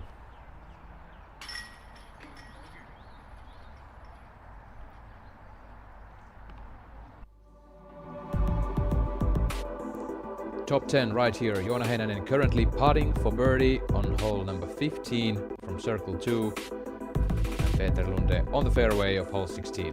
We'll have a short break onto DGN. We'll be right back.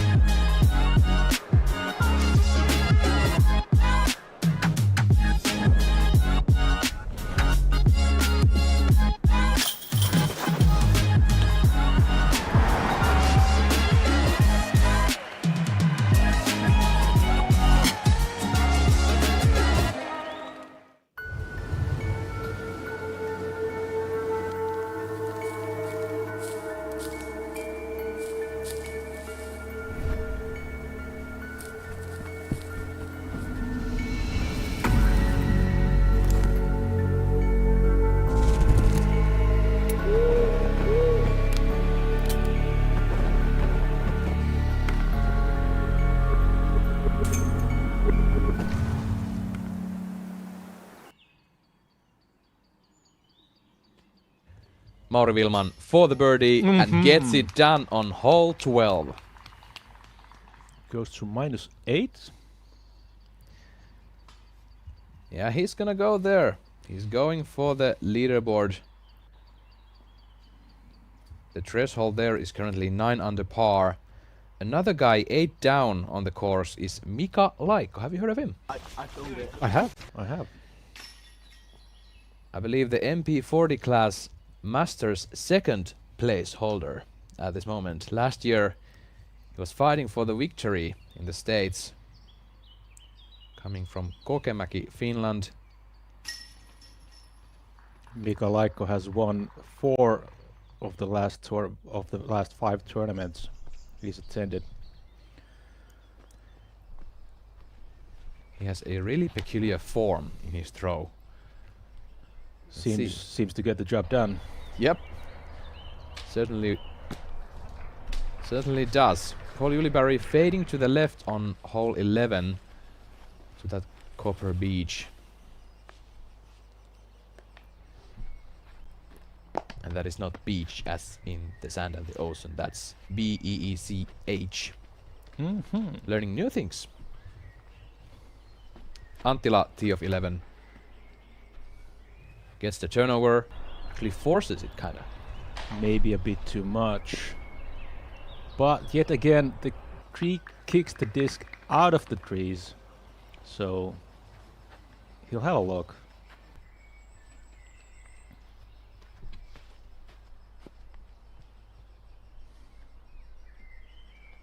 Semerad, currently 1 under par through 11 holes. It's lower, but it gets the fade and gets the distance. That's a good spot.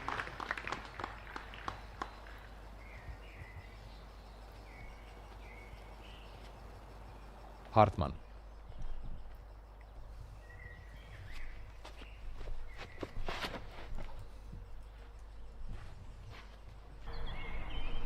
Hartman is going big. A little bit too big. He was so high in that point still.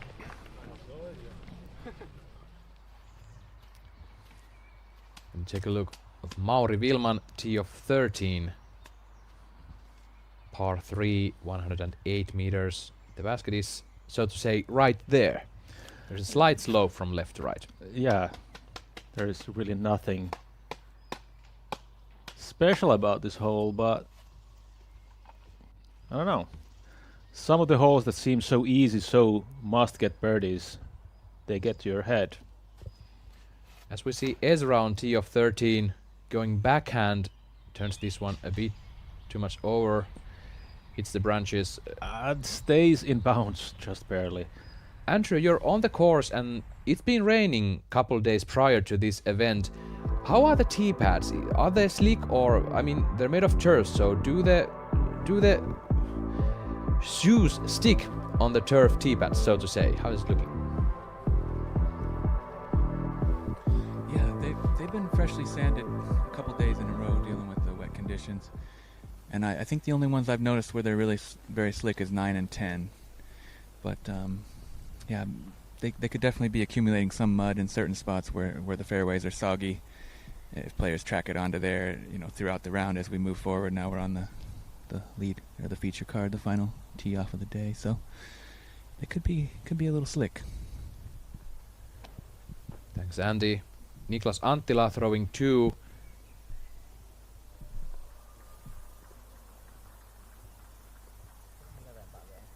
And taking the roller and getting a bit past the copper beach there. He's looking at the putt. He might be looking at the basket straight away.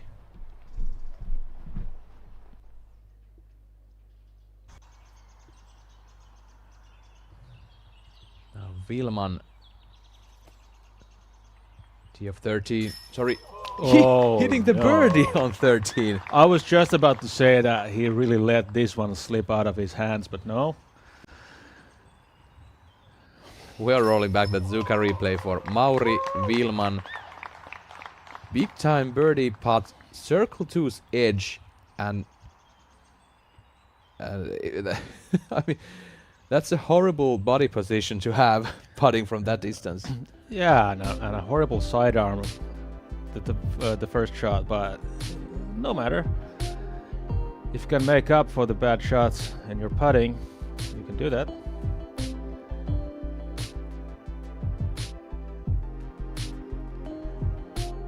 Now Peter Lunde getting another birdie, currently through 16 holes. Joona Heinonen still 9 down through 15. Hartman approaching the basket on 11.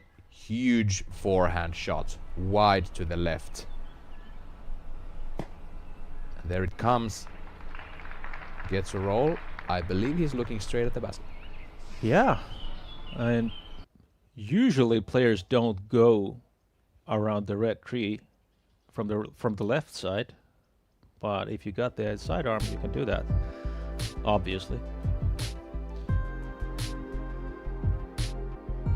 Joona Heinonen took the par on hole 15, while Mika Laikko took the birdie from 52 feet on hole 13. Hole 15.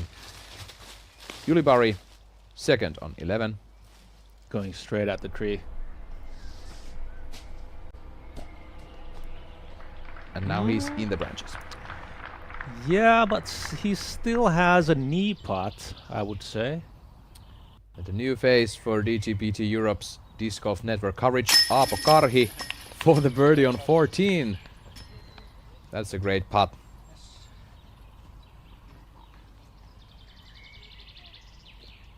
Currently 7 down for the round. No bogeys whatsoever. Semerad throwing 2 on 11. Going very low. Relying on the ground play, as you have to. Also, about the same position like the others. You have to go to the knee or find some way to go under the branches.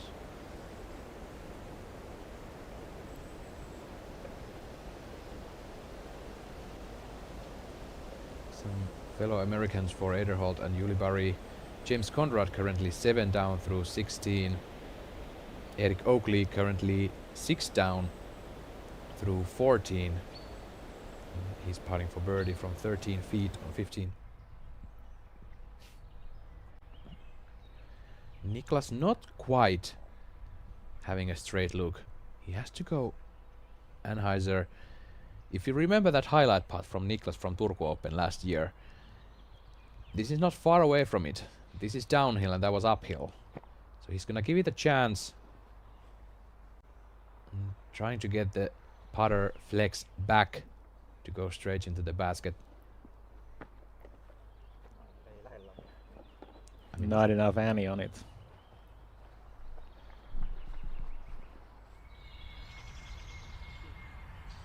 Yep, flexed out too soon. Ederholt gets the birdie on 13, going 7 down through 14.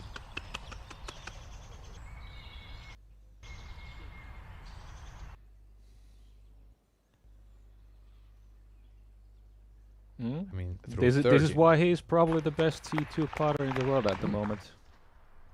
Yeah, through 13, of course, he's 7 down. So we see Hartman for birdie on 11. Similar putt to Niklas's.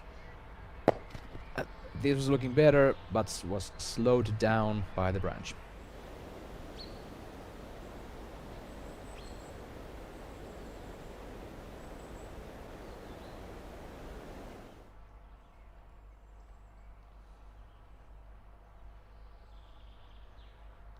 This is a great basket placement, by the way. You got so many options to get to the green, but all of the options are bad, equally bad. There are more scenic and, for my personal opinion, more beautiful holes on this course, but this basket placement, as we see Jakub hitting the top band for birdie, this basket placement makes this one of the best holes on this course, for my opinion. It's really tough. You have to risk either skipping under the tree but then you might end up like this. So it's not a valid play, I would say.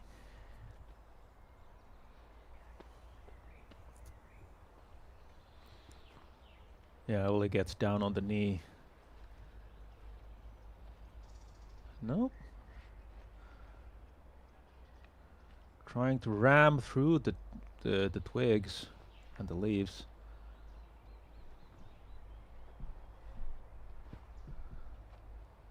Gets down on the knee again.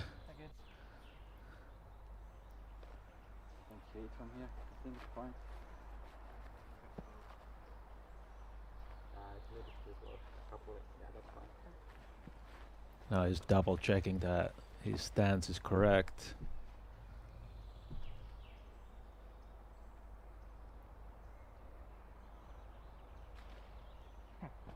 Nah.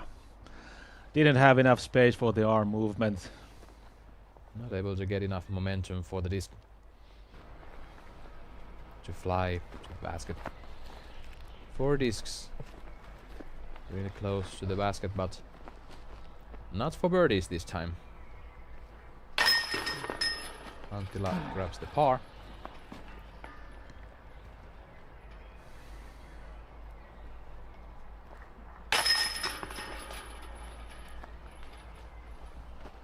Yulibari in the basket.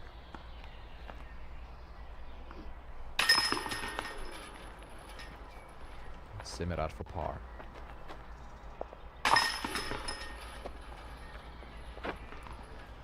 As will do Timo Hartman. Wilman, tee of 14. 256 meters, par 4.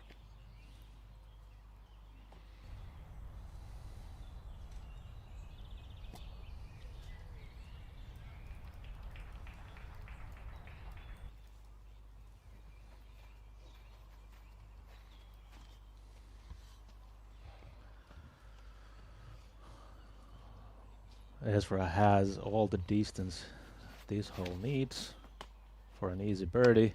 That might hit in the head. Does he have the accuracy? Oh yeah. No, it was a little bit too long actually. Yep. Catches the tree. We're gonna fly over hole 12 with Zeni. Eyewear for everyone. This is a 201 meter long par 4. Yeah, you have to go high and as much to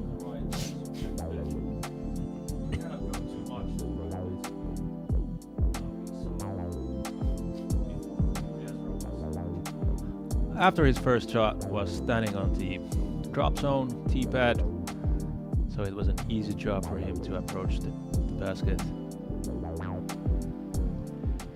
But that takes a lot of distance and a huge turnover shot just like this.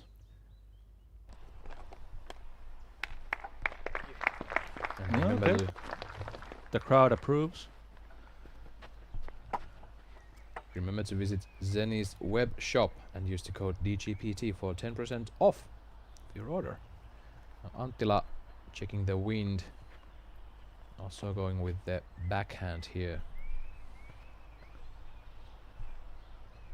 A high turnover shot is the play here. Just like this. Just needs to glide.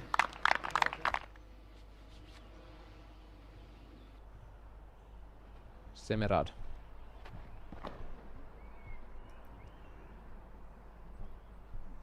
Going high, flexing back. Okay.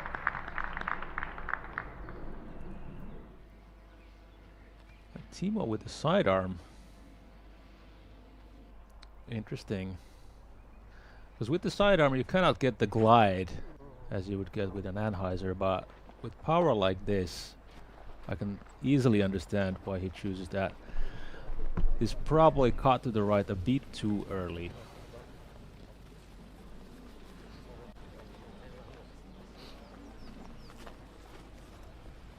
In practice I was by the MPO tee, but That's gonna be bad for Hartman.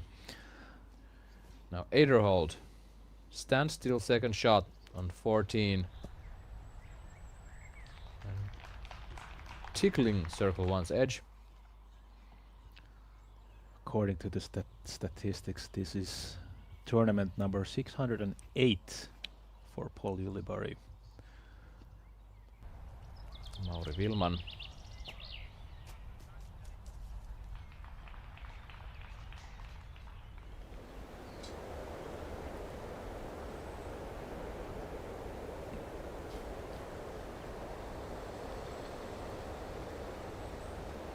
Again, flight factory for these beautiful drone footages on the course.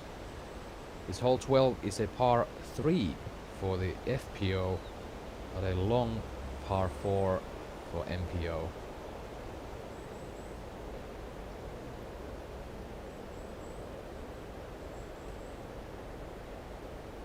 If you land towards that sunny section of the fairway, you're looking straight towards the pin.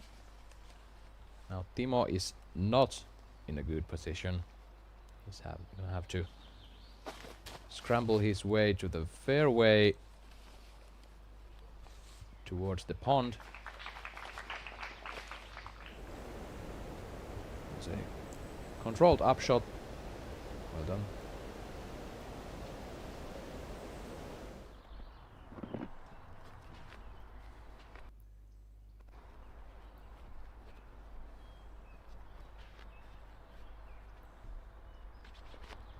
Semerad throwing 2 on 12.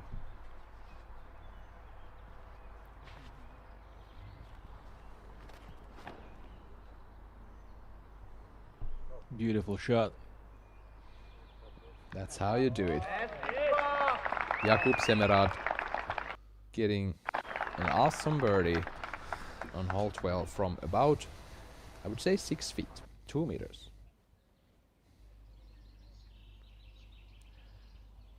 Ezra punting for birdie on 14 to go 8 under.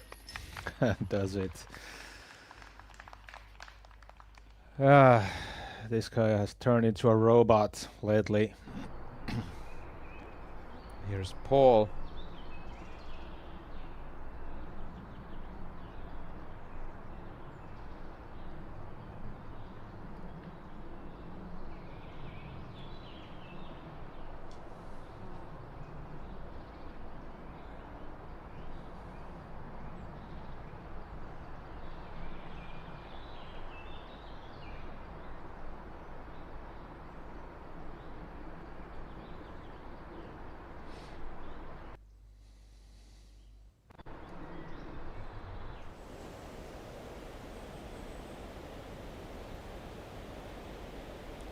Currently 4 down for the round.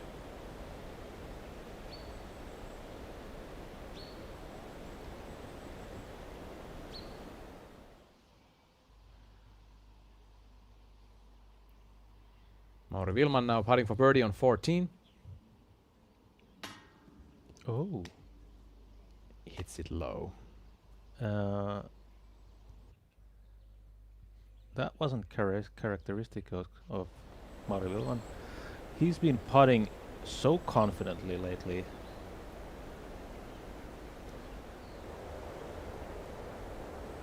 Apologies for the slight signal issues here. This part of the park is kind of far from the link towers, and these trees are thick and there's a lot of branches. Anttila, he doesn't have the best position either.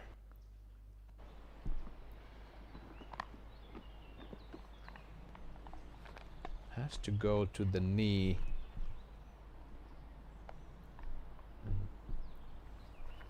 Blind shot to the pin.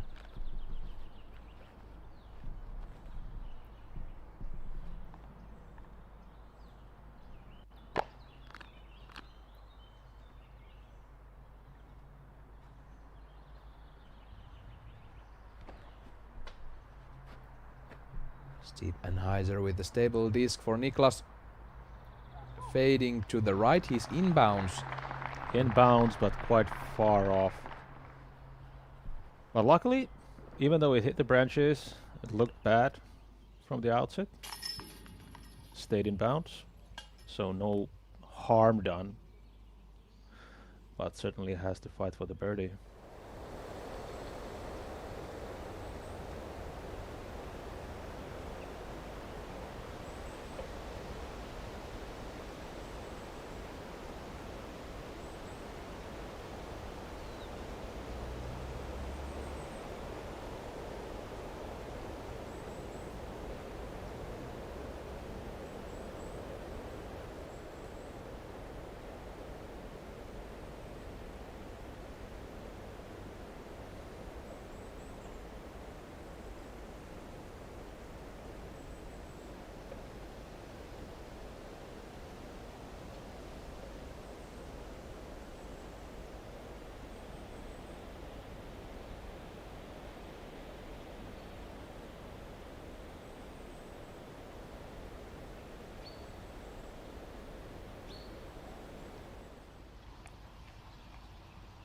Another side of Aapo Karhi, putting for birdie on 15 to go 8 down. Doesn't quite catch.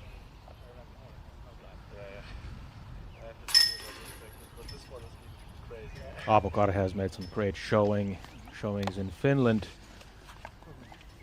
Very young, up-and-coming star. Jakub Knapek still tapping in.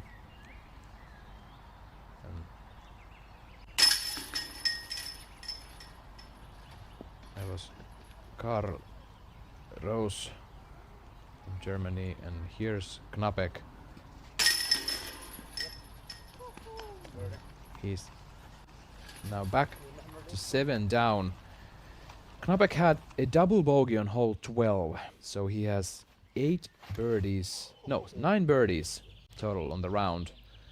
Back to Ezra Ederhold on hole 15. Isn't happy with the drive. Too high. Gets the green flag. It's going to be obstructed with some branches once again.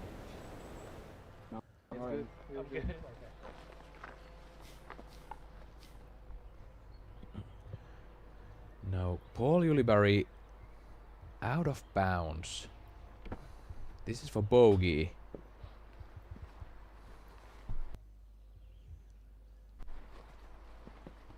And he's gonna take a double.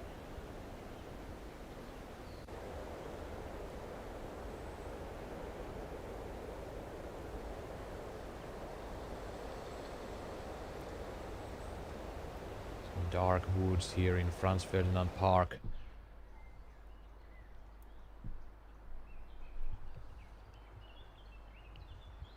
Anttila for birdie to go 6 down, 2 left. That was about 13 meters. Yeah, not a whole lot off the mark, but enough to miss. We haven't been witnessing anything special from the feature card so far. No fireworks. Hartman takes the par. No! How did that come out? He is surprised himself. I think it just snuck through the chains. Okay, these things happen all the time. Just have to accept it. Yeah, some wrongly timed teleportation there. Yeah. Anttila grabs the par. Yeah, that was something interesting. Hartman's putt.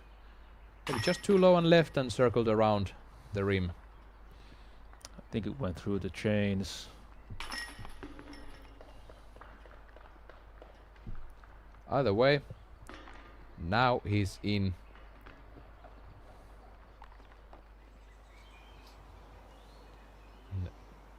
On 18. This is Peter Lunde. Currently sitting at -11. Yep.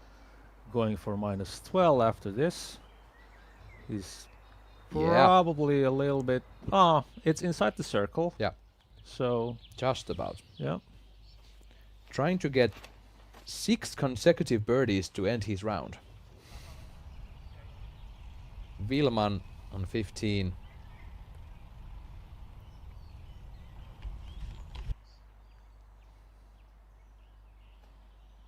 And Ezra after that slipped. Tee shot. Clearly the tee pad is a little bit wet. Also Mauri had some problems. Ezra had more of them.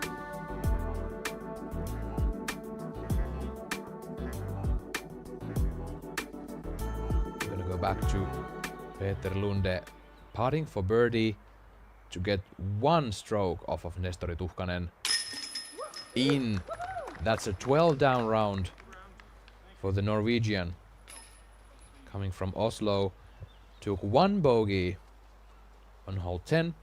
After that, 2 pars, and then for the rest of the 6 holes, just birdies. 13 out of 13 C1X putting, so 100%, and putted 1 out of the 2 Circle 2 putts in today.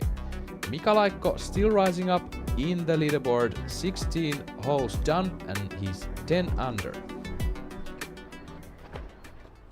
Semerad, tee of 13, a slower disc and chain height 1 meter from the right of the basket, settles down to 7 meters for the birdie. Nice little ace run there.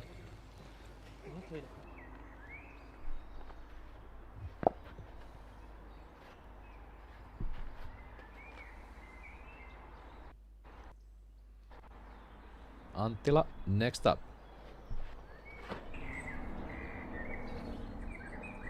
Also drifting to the right. About 7 meters too.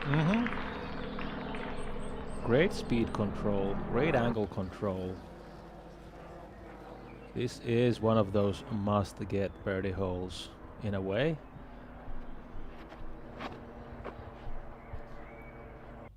Now Timo's game is a bit off. Let's just say it out loud. He's 1027 rated. Well, I'm not sure if he's ever played a camera card. So maybe that got in his nerves.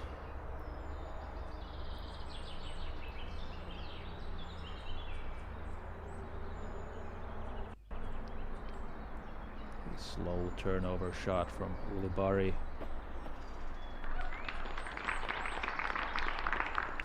That's about 5 or 6 meters from the basket, giving him a nice look for the birdie.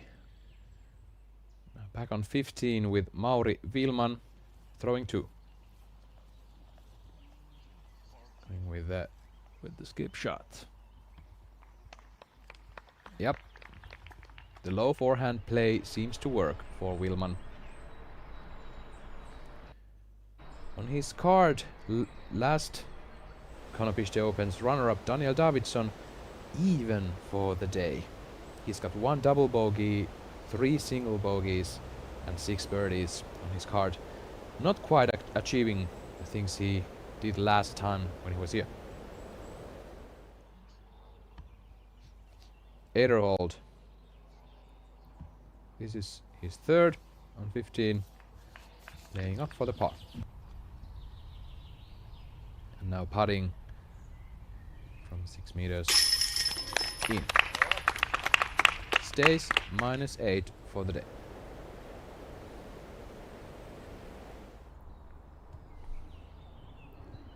Now Hartman, like Vilman, a long putt, but too long. A great run. Great run. A lot of steam on that shot, but not too much. Not a lot of comebacker left for Timo. And here's Vilman for the birdie. He's gonna move to 10 down with a clean card through 15 holes. He's got a chance to make it to 13. Davidsson in the basket. Look, Jakub Semerad putting for birdie on 13.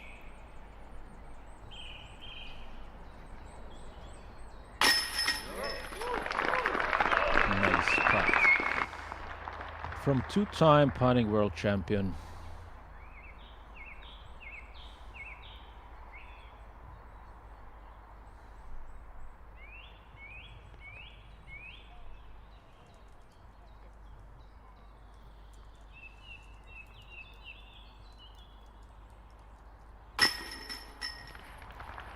Timo Hartman in the basket.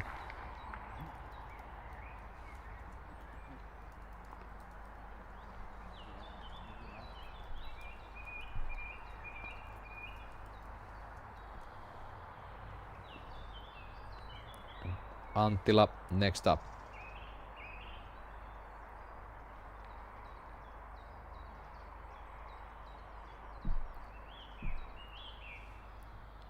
This for -6 for the round. In.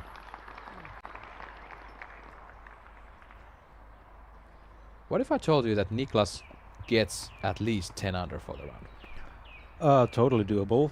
I would believe you. This is a bit easier stretch on the course, these last 6 holes. Niklas started it well with the birdie, and Paul Juliberg also takes the birdie.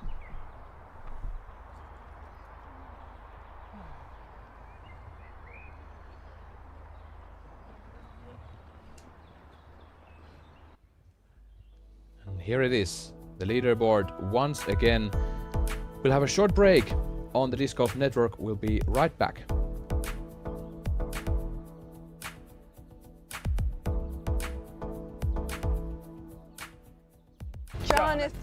Jonathan. Wow! Amazing! Jonathan! Skulle du visa? Hi. Yeah, check this pad out.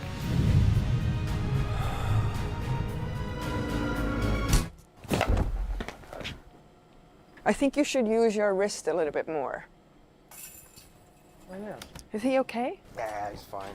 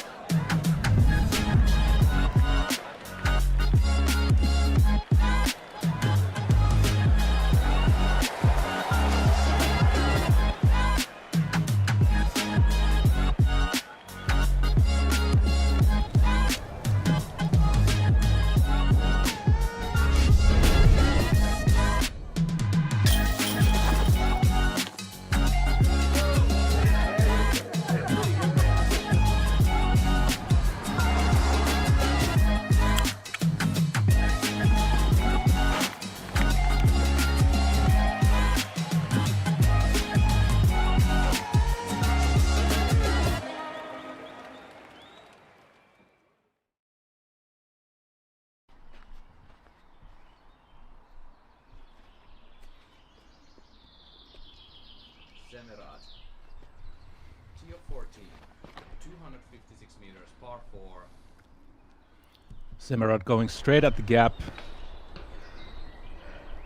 but catches the branches on the left side too early. Didn't.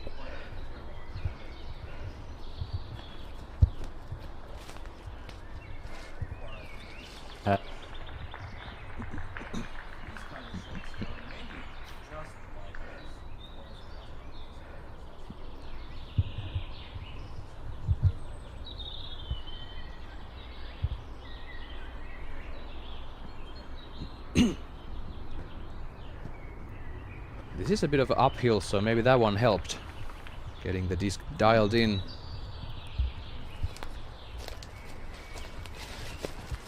Next up, Juliberg.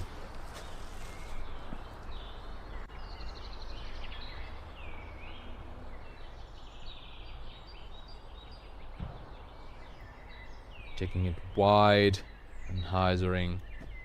Yeah, this one is a perfect shot. Awesome shot from Juliberg.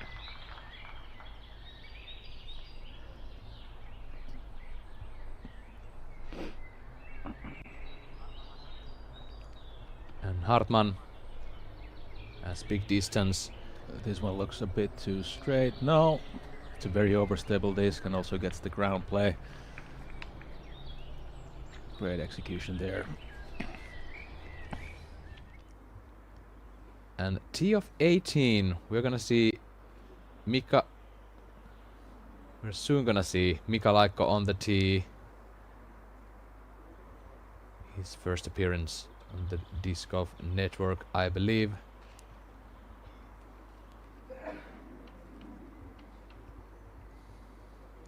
That's a bit too much right.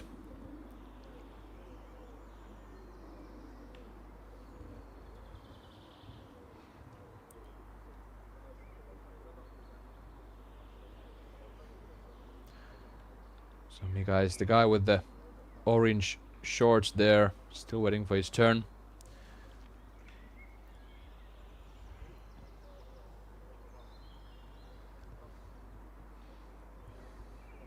...136 meters downhill, par 3. A spectacular hole to finish the tournament with all the crowd behind the basket. And here's Mika. Kind of a little bit of a jump in his form. Hits the tree unfortunately on the right side. That seems like a par to me. Yeah, Mika Laikko has a very old school run-up. One that Paul Ulibarri actually used to have before his form change. About 13, 14 years ago. Paul used to just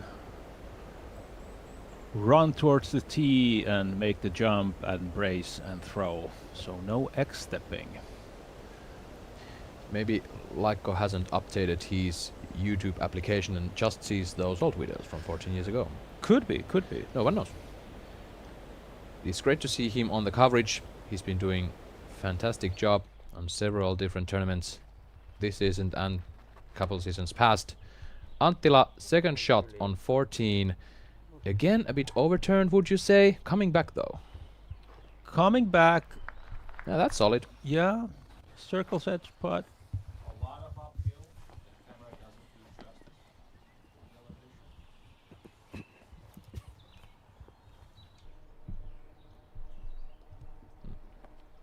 Hartman.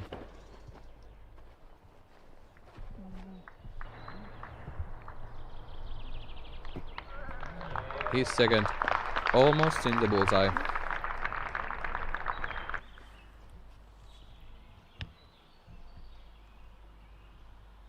Paul using his rangefinder.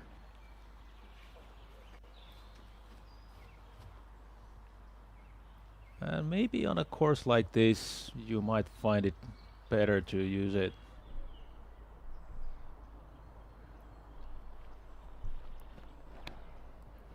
The distances are quite big here. He's going straight at the basket. That's a laser beam. That's a great shot from Mr. Ulibarri.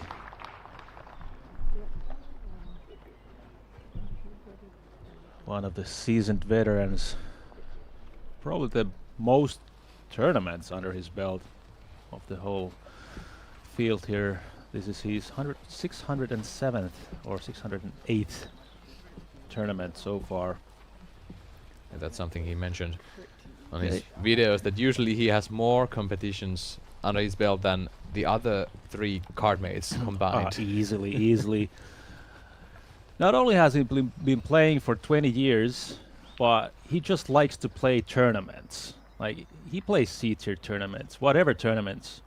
He's not just picking those big majors and elite series. He plays whenever he can. And that was Mika Laikko and his specialty, those lofty flex upshots. I would love to see Mika play tomorrow in one of these 2 feature cards. A very peculiar form. But hey, if it gets the job done, cannot complain. At this moment it seems like he will be on the 3rd card. Maybe we'll get a glimpse of him tomorrow. Yeah, I'll get the fly codes for the drone and we'll fly over him. About 10 meters over his head for the whole tournament pass now. We'll do something about it. Anttila for birdie on 14.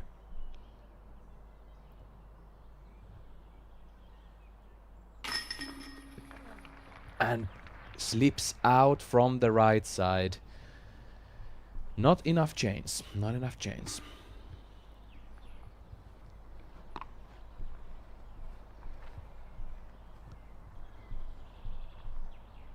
How about Hartman?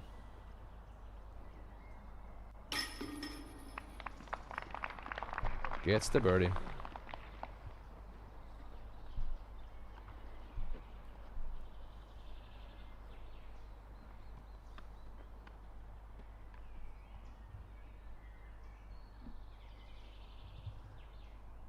Yuli-Bari.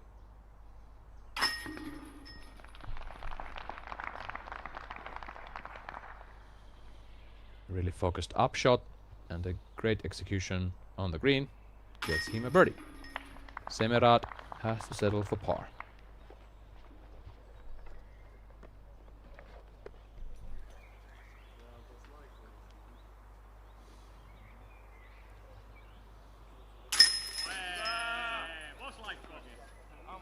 -10. A stellar showing for the Masters Division player, Mika Laikko.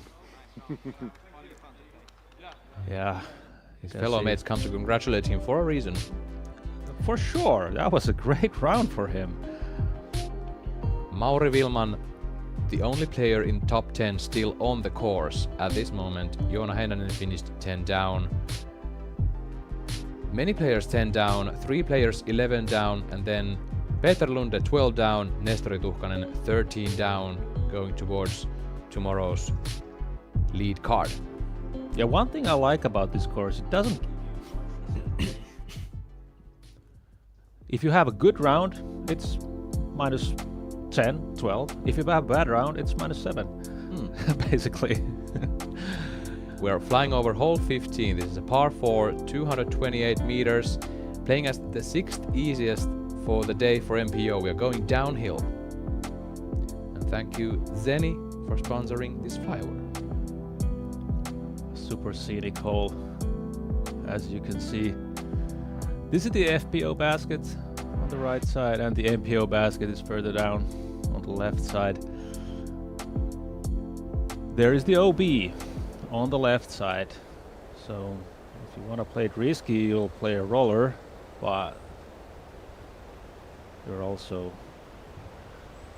gonna flirt with the OB then also on the right side.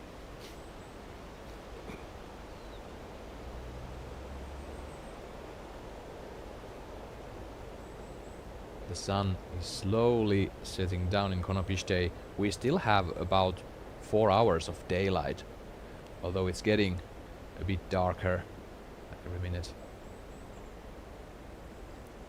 The MPO has been keeping a good pace of play. At the moment, the first feature card has played 1 hour and 45 minutes. And currently on hole 15. Current conditions, temperature about 16 degrees Celsius, humidity down to 43% from yesterday's, almost 90% for the rain. Not too much wind to consider. There are the rains on the mountains and hills. Luckily away from the Franz Ferdinand Park and the Konopište Castle. These premises offered the first ever PDG event of Czech Republic, and year after year they have upped their game on these premises. The first B tier in 2014, the first Euro Tour event in 2015, and then on that year, 10 years ago, Discmania and Jussi Meresmaa totally made a completely new layout in here, and that has been the base for the future events. 2016 and 2017 we had the World Tour events.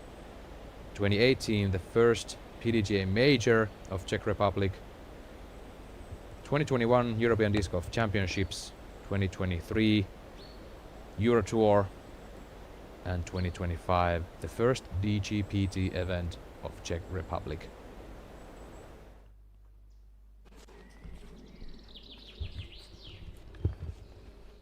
Paul Ulibarri.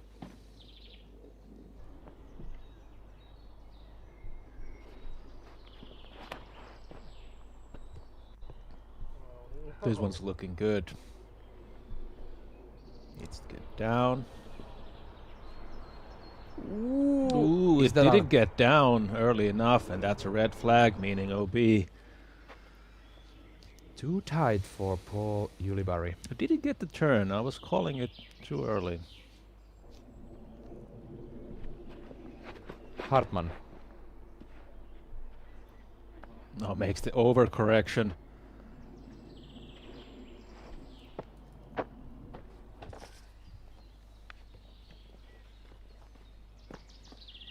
There is also out of bounds on the right, but there is a zone but of inbounds that is wider on the yeah, right. it gets wider, so that one probably stayed in bounds. And what is happening? Oh no. They're kind of playing it very wide. Okay. Had That's enough fine. fade on it. Cool. And what will Niklas do after those shots? Is he wondering about headwind or something? I don't see any wind whatsoever.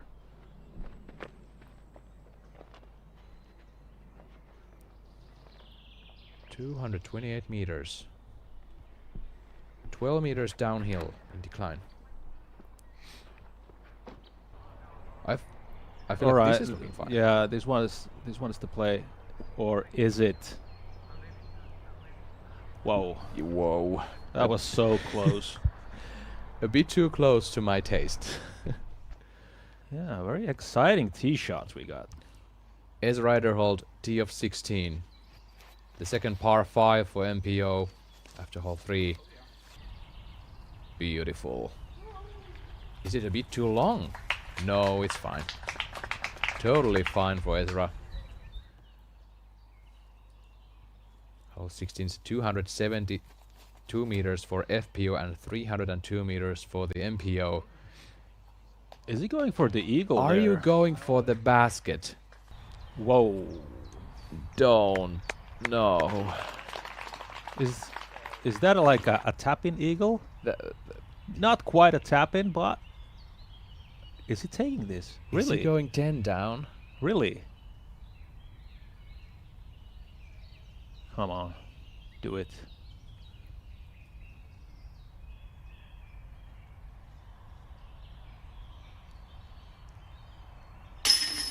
And he does it. Ezra Aderholt for the eagle on 16 with the clean card. He's 10 down. Whoa. That was cool. Well, that's a momentum. Yeah. Really takes advantage of that massive distance he got.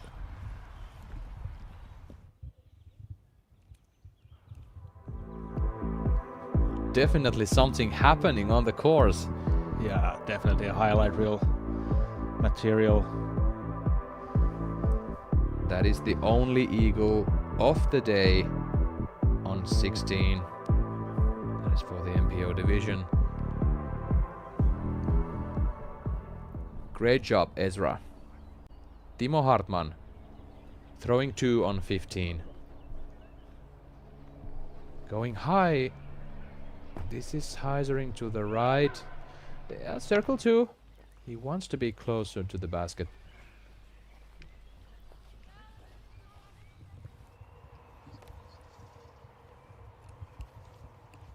Let's take another look for Ez Riderhold on 17th. He drives this low.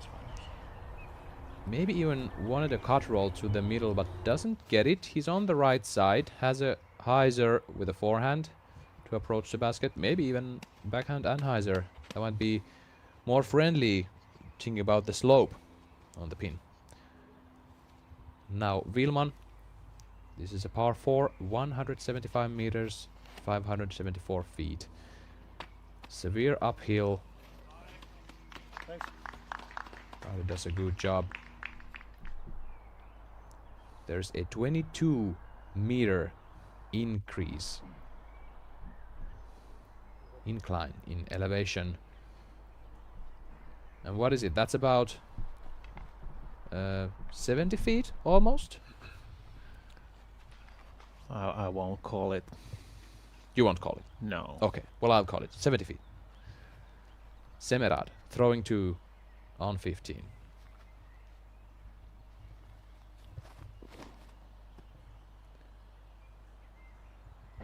What a smooth delivery there. Semerad looking at a birdie from maybe 6 meters.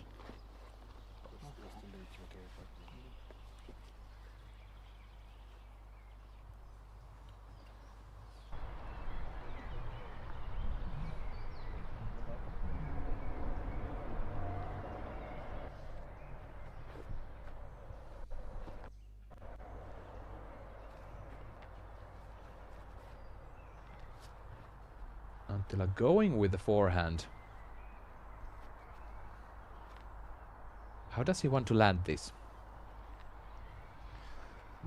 Probably going with a flex forehand. He wants it to hyzer out. Nothing to complain about that. But it was a bit too long. His putting hasn't been that convincing yet. But I'm sure that's not a problem for him. Ederhold going with the forehand hyzer. 6 meters from the basket on hole 17.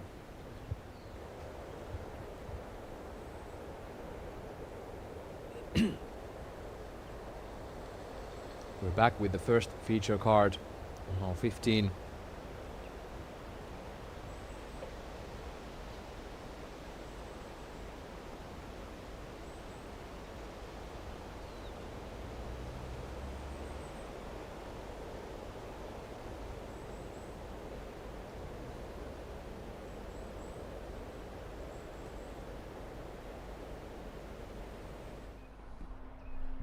Paul Yulibari currently rated 1030.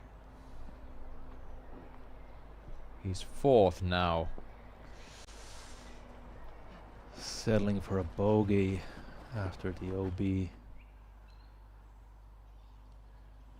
Willman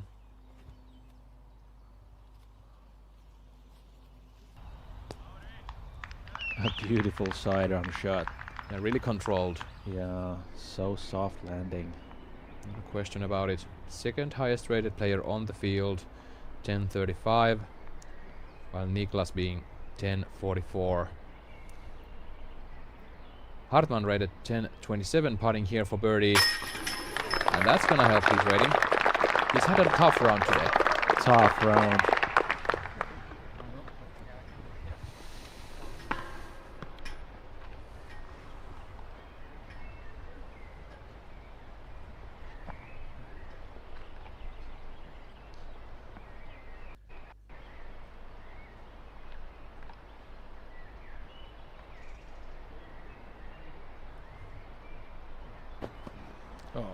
Semerad. Tough to look at that. Yeah. I've seen a few times Jakob do the same thing. He misses right with a very pronounced wrist action.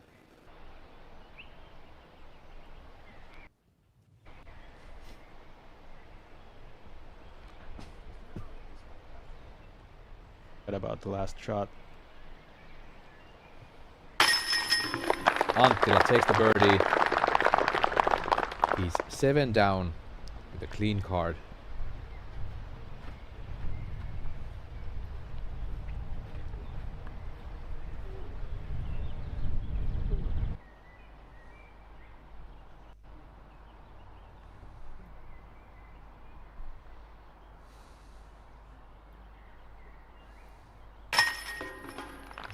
Nice comebacker. None of these players are on par with their ratings at the moment. All of them are playing quite a lot below their rating. Yulibari grabs the par.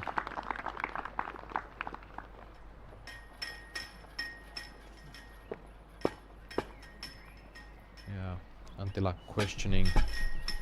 Shows the basket its place. As we do in Finland. Mm-hmm. Knapek tapping in, finishing his round 9 under par with a double bogey. That is a respectable score.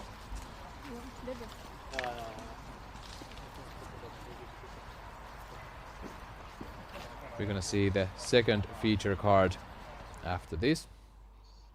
So Ezra putting for birdie about 7 meters away.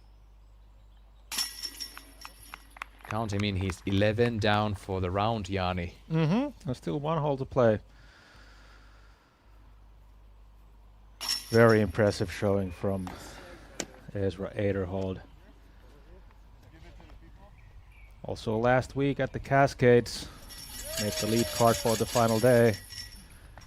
And there we see. Unfortunately, couldn't dial in for the last round. Yeah, that's the European, or not particular European, Central European. Central trade, European. because we don't do that in Finland. But if you get the star frame, you gather around the basket and clank the chains and have a happy time together. We're gonna have happy times after this short break. We'll be right back.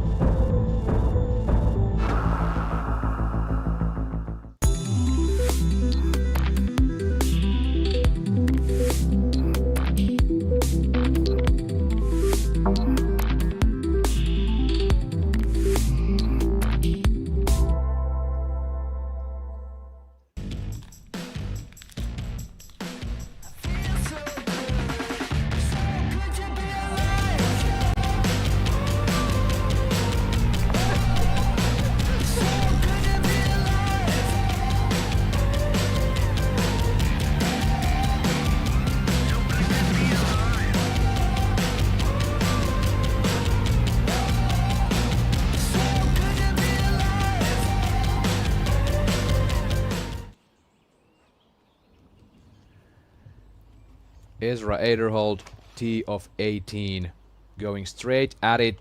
Jani, this is looking beautiful. Does it slide? Not quite, but circle's edge. Looking for the birdie to go 12 down. With Ezra's putting and what we see today, it's totally doable.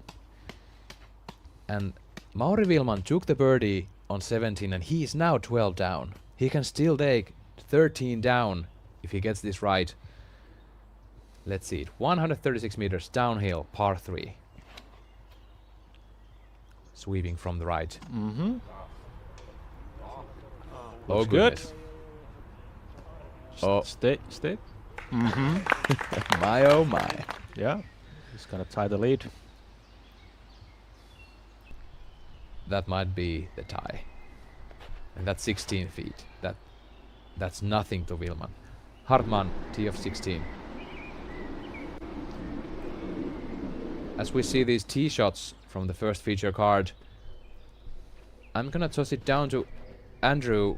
I'm hearing that there's almost 70 volunteers on this event and building this course. How is the feeling with these people? Are they coming here with the happy faces to build this course, or what's the boogie, so to speak? Oh yeah, they all love disc golf and they're doing great things and working hard together. It's very well organized, and they have a very strong team. They're very eager and excited people to be part of something so special. You know, this property is amazing, as we've continued to say over and over again, but it does take an army to really carve it out and make it look the way that you see it now. As I said on the FPO broadcast, it's overgrown, in the regular parts of the year. They have to come here, trim it out, clear out some of the rough, do a lot of mowing, and it takes a lot of hands. And the hospitality is amazing in Czech. People are very friendly. The culture, especially the disc golf culture, is something special. I would totally recommend a visit here if you ever get the chance. As you know, it's a temporary course here on Franz Ferdinand, but they've recently built a permanent 18-hole course here on site, right next to the hotel. There's a couple of hotels right near the parking lot where you park before you hike up the massive hill. But it's a very technical and beautiful permanent 18-hole course that just opened weeks ago. So you can definitely still come here and check this off as a sight to see. Thank you, Andy. And Ezra Ederhold real close, taking that birdie on 18. Jakub Semerad throwing his second shot on 16. Although we saw that robot lawnmower there on the scenic, the crew has arrived here 3 weeks prior to these events, the Konopište Amateur Open and the Konopište Open Elite Series. And they mowed this grass twice before the Amateur Open and once after that before this Elite Series. And that's a job to do, I can tell you. There's a lot of grass to mow.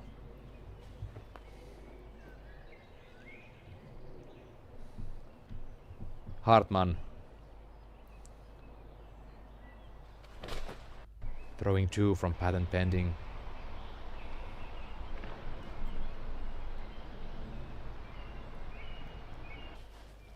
Finds the trees with the second shot too.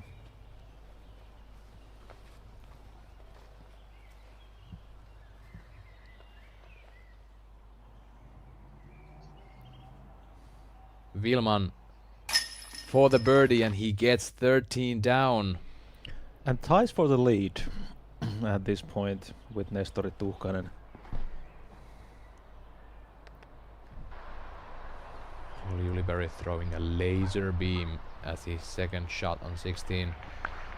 Currently 3 down for the round. Double bogey on 12 and bogey on 15. Really put the brakes on, even though he had a couple of birdies in between from 13 and 14.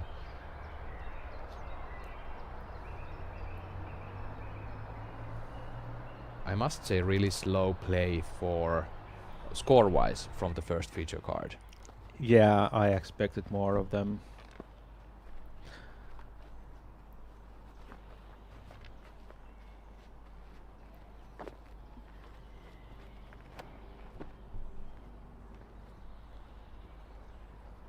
Anttila, he's second. That's a great shot. Great shot from Anttila. Has an easy look for the birdie. But also when the feature card plays this slow, it means that we get to see a lot of different players throughout the tournament. So we have 4 new players ahead of us tomorrow. Let's see that shot from Niklas Anttila again.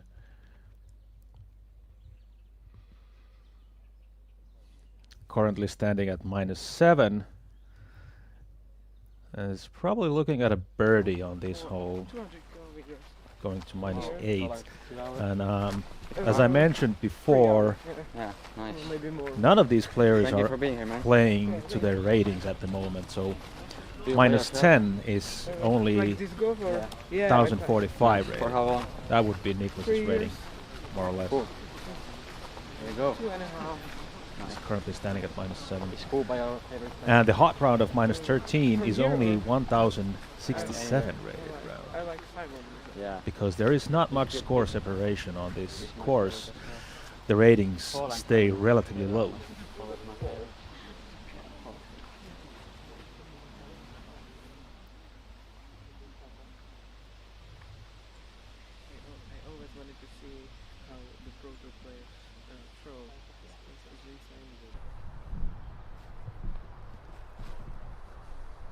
Hartmann throwing 3.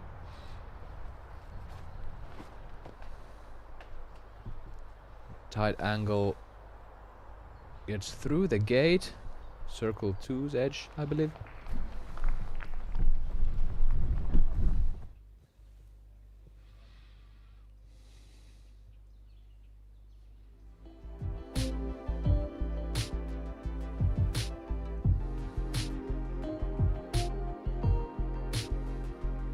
Mauri Vilman, Nestori Tuhkanen, both 13 down after day 1. Peter Lunde from Norway, 12 down, and Henrik Hagman from Sweden, 11 down. They are currently making the lead card happen, and score-wise, I don't believe nothing's gonna change that. So they will be the first 4 players coming out of this day 1, and the last 4 players to tee off tomorrow. They all birdied holes 9, which is a par 4.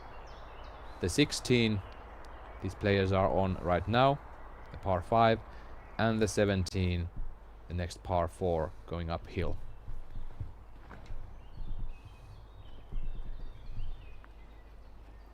Semerad in the bullseye. Smooth approach.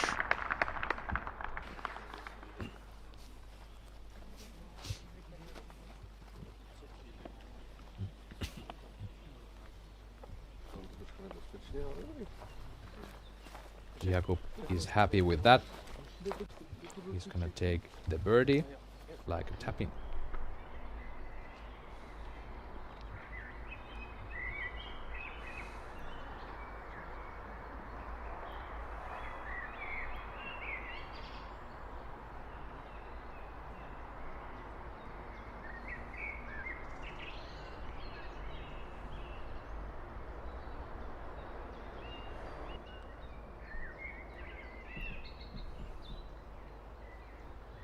Anttila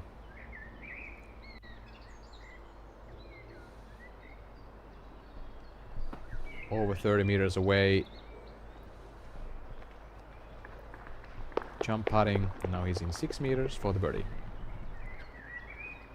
He could have even made like a solid upshot run for the basket for the eagle. There's a nice backstop with the slope, but decided to go with the putt.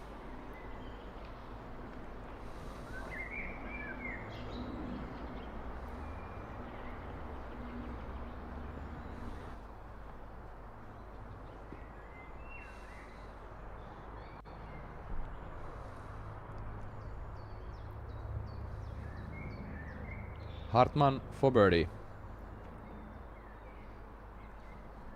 Too low. Hartman is feeling low after this round. He didn't quite succeed in his first round of his first DGPT event ever, and also his first appearance on the video card. Wanted to achieve more. I think it's at this point it's safe to say we don't see these players tomorrow in our featured cards. There's a very tight pack. All of the top 10 is basically better than -10. -10 or better. These players won't get there. Niklas still has a chance to get to 10 under. If this one is a birdie, it is. And if he birdies the 2 last holes, he's no way out of it yet. He's not out of top 10. Let's say that. Semerad also takes the birdie. But tomorrow's feature cards will be very interesting because there are a lot of new names, lots of nationalities. Will be very interesting to see how they tackle the course tomorrow. Because today it seemed quite easy for them. But at this moment, it is crunch time, folks. It is crunch time. These last holes are brought to you commercial free by our friends at 1010 Discs. And we are gonna jump right onto the course. We are gonna have an interview from Mauri Vilman, tying it up for Nestori Tuhkanen in 13 down.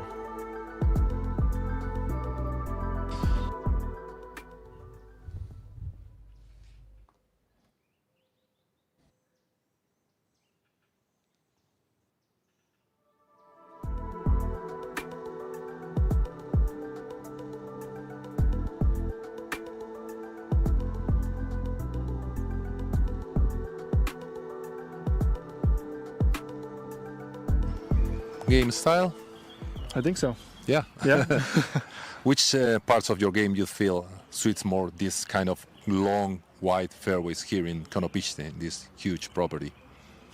I don't know exactly, but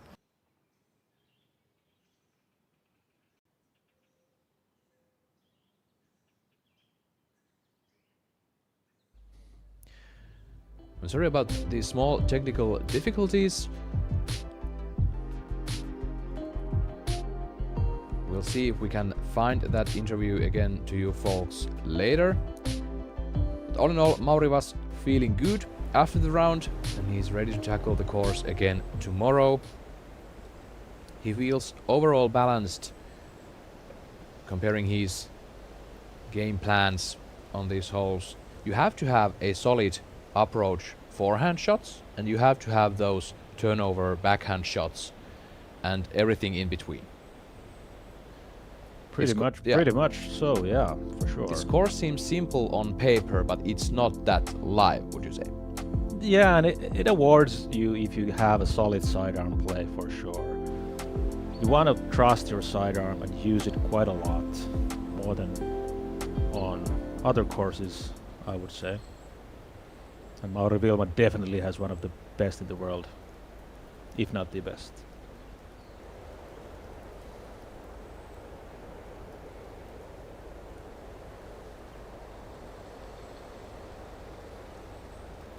Tomorrow we will see more of Mauri's game. Also joining him will be Nestori Tuhkanen from Finland, Peter Lunde from Norway, and Henrik Hagman from Sweden.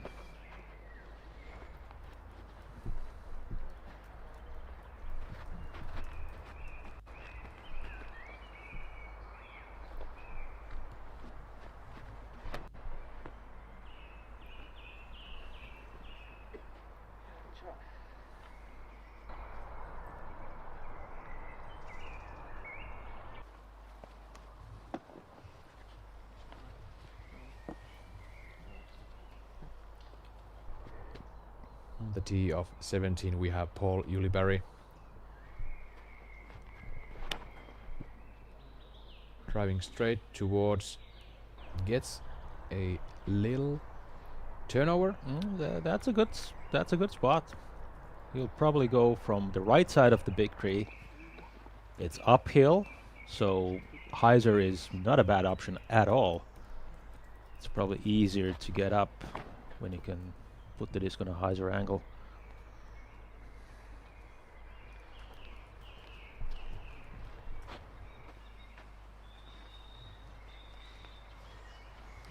Jakob clearly not satisfied with his effort. Hartman. This is high, this is turning. Does it have a fade? It's getting some nice distance off the tee. He's gonna like that.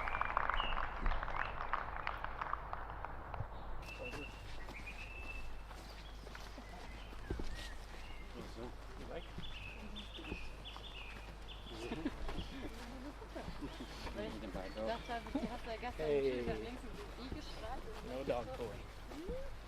Essential piece in my work. I also had one like that last year. I hung it for like 5 for it. So understandable. Long walk uphill. I sometimes still miss it. Yeah. Back towards the tournament center or the first tee. I only have it if I'm under these branches, which I think I might have. Have you seen that? In total, it's about 8 kilometers of walking.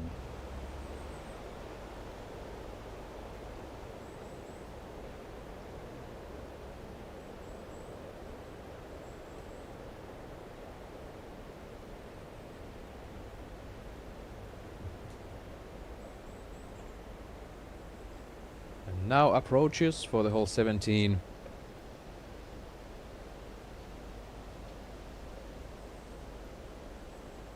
If you land on this left side of the fairway from the tee, you basically have two options. Either a forehand hyzer towards the pin, or the famous Simon Lizotte and hyzer. Was it 2016? Just 2016, yes. Yeah. Disc Golf World Tour playoffs. yeah, he was battling against Paul Macbeth and KJ Naibu, I guess.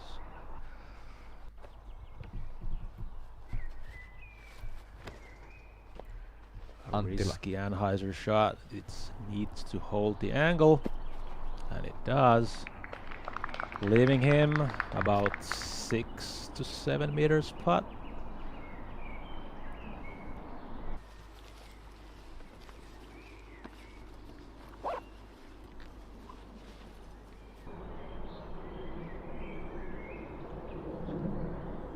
That was a fine shot from Anttila. Next up, Jakub Semerad not happy with his tee shot, and I can see why.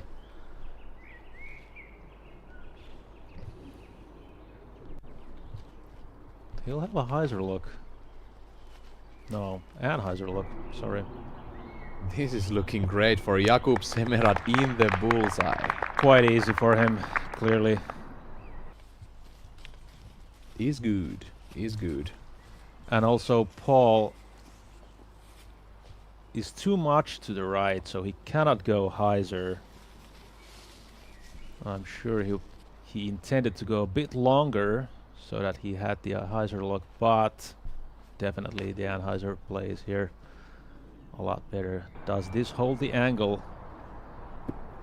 Just barely, it stays inbound. Had no run up for the branch. Had no run-up, said Paul. Hartman, big distance off the tee. Just a flick forehand. Bullseye's edge. That's how you want to play this hole. You want to have some distance off the tee so the upshot gets easier.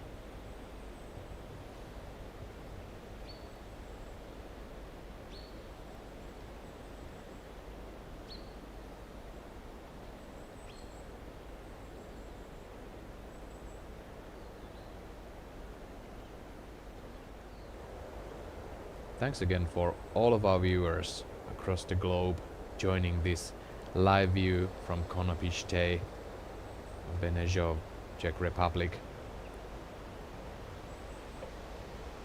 Just near Prague, the capital. This is the 12th year of events at the Konopište and Franz Ferdinand Park.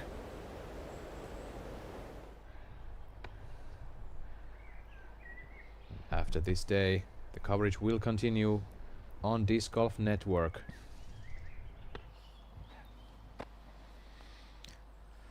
A long and scary putt for Paul Ulibarri for birdie. The slope is scary.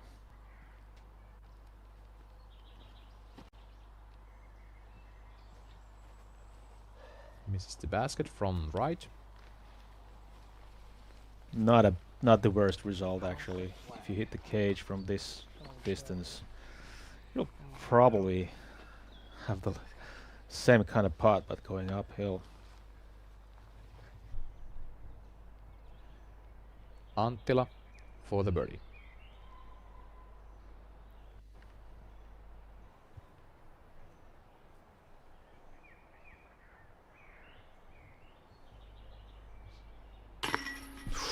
No, this is a scary one. Stop. Okay, rolled back.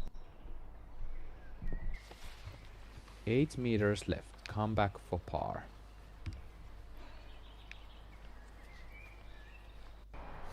Maybe 7.5. Let's take a look at again. 2 left. Yeah.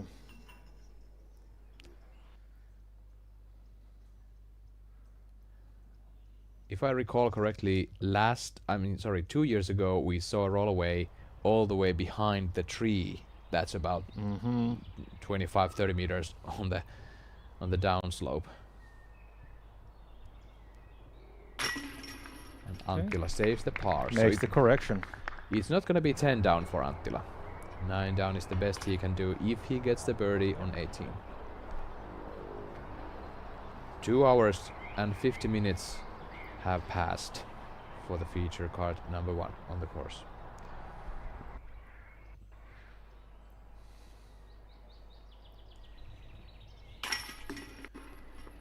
Yulibari for par. Gets it done.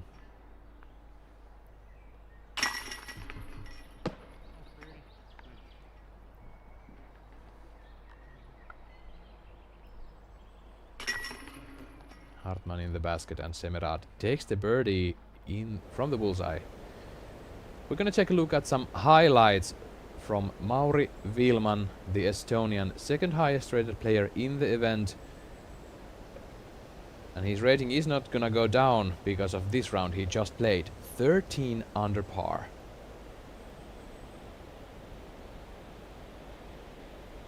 Unofficially rated 1067 round. Yeah, that's a hell of a round for young Estonian.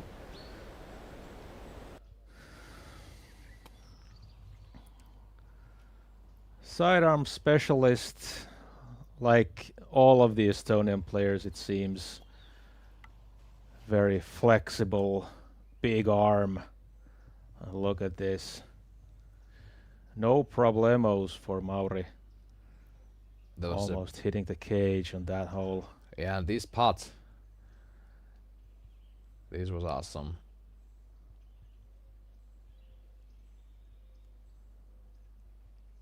In the basket. Almost outside circle 2. So no bogeys for Mauri and 1 bogey for Nestori. They're both 13 down.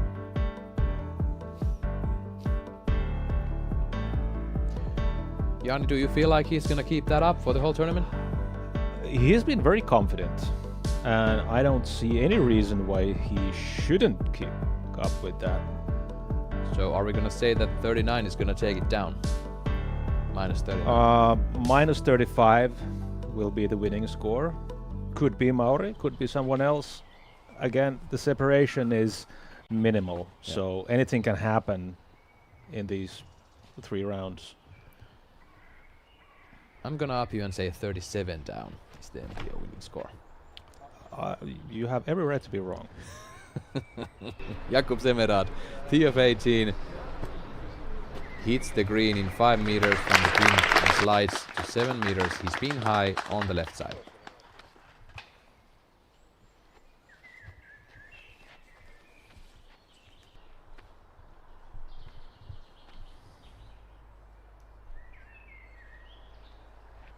Hartman.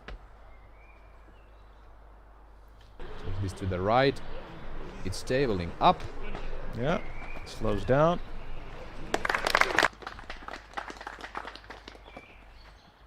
Nice last tee shot of the day for the young German.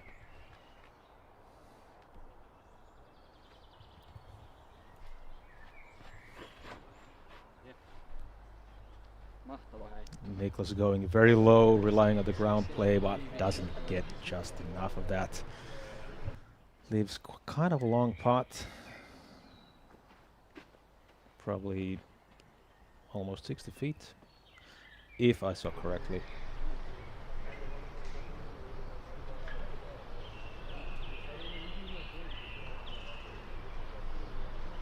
Yulibari gets the first crease, but no problems. Did he really hit the leaves? It looked like that. Maybe so.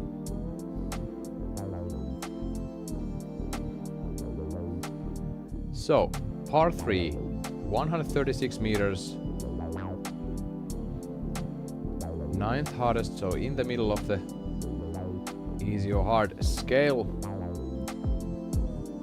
This flyover is sponsored by Zeni, eyewear for everyone. Usually people land on the left of the basket. There are those branches on the right that will slow you down if you take it too much to the right. Here's Anttila laying up on 18 and not happy. Was it a good round for Niklas? Not a disaster, but certainly left a lot of shots there especially the putting, I would say, was below his average. And it's not even close, actually.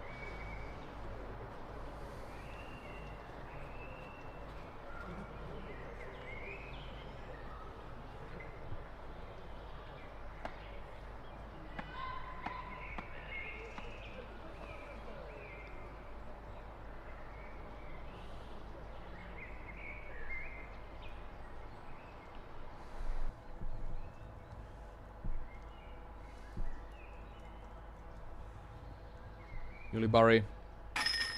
Oh, what a nice way to finish this round. Gets it done. 5 under for the veteran.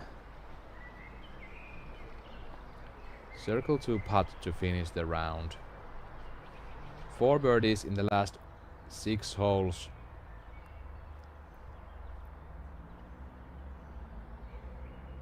Totaling 9 birdies for the day, but 2 single bogeys and 1 double. Hartman for birdie. In the basket. 4 down for him too.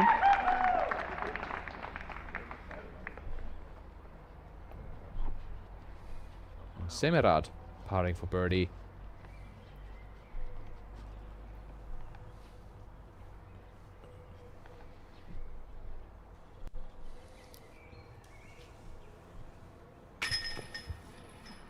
Semerad hitting the chains on the left. Not able to get the birdie. He's gonna stay 5 down through the round. Niklas Anttila will be picking up the par. He's gonna stay 8 down. A bit disappointing for Niklas, for sure, as can be seen.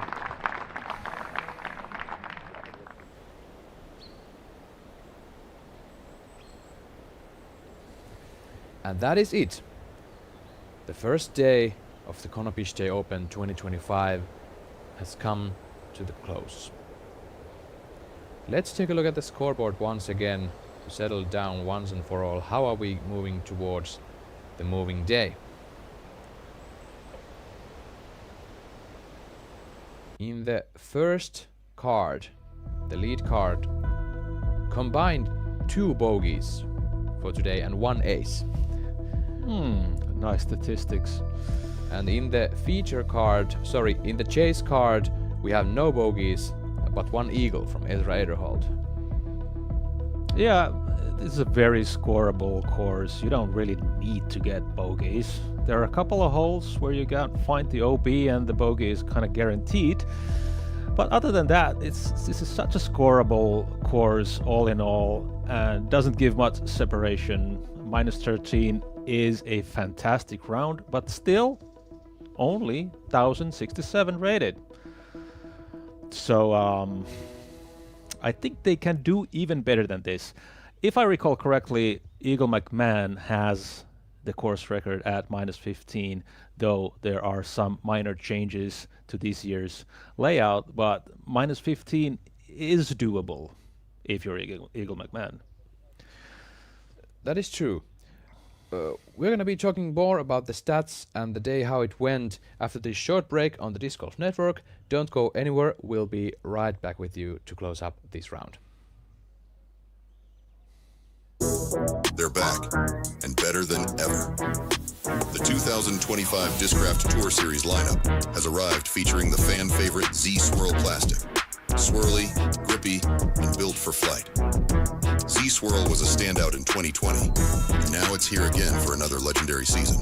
Support your favorite Discraft pros and bag a piece of disc golf history.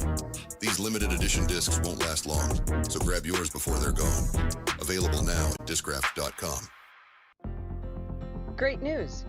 UPlay and the PDGA share a mission to provide education and support for healthier lifestyles through the sport of disc golf. By joining the PDGA, your membership dollars are directly at work for these amazing programs, introducing and producing disc golf players all over the world. Support our programs by joining the PDGA or donating here.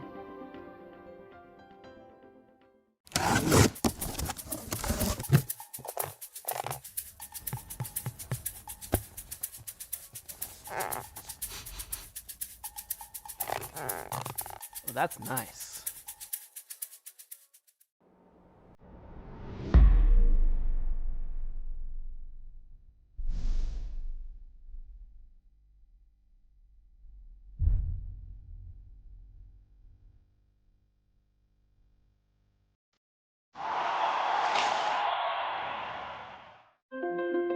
EDGE is a nationally recognized 501c3 charitable organization. What we do is we empower the teachers with complete programming along with the equipment and a standardized curriculum. So you have a one-stop shop for teachers and youth educators. That's really what EDGE is. It makes everything simple for the teacher to get involved with disc golf. If we want disc golf to be recognized, we need to introduce disc golf to the youth. And if nothing else, they've got a healthy game that they can enjoy with their families throughout the rest of their lives.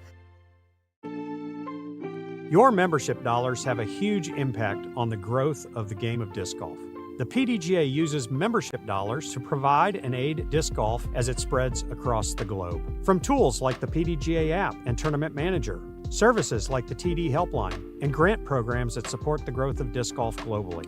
Your active membership also brings you access to select member benefits, including free and discounted access to the Disc Golf Network. So sign up today, and we'll see you out on the course.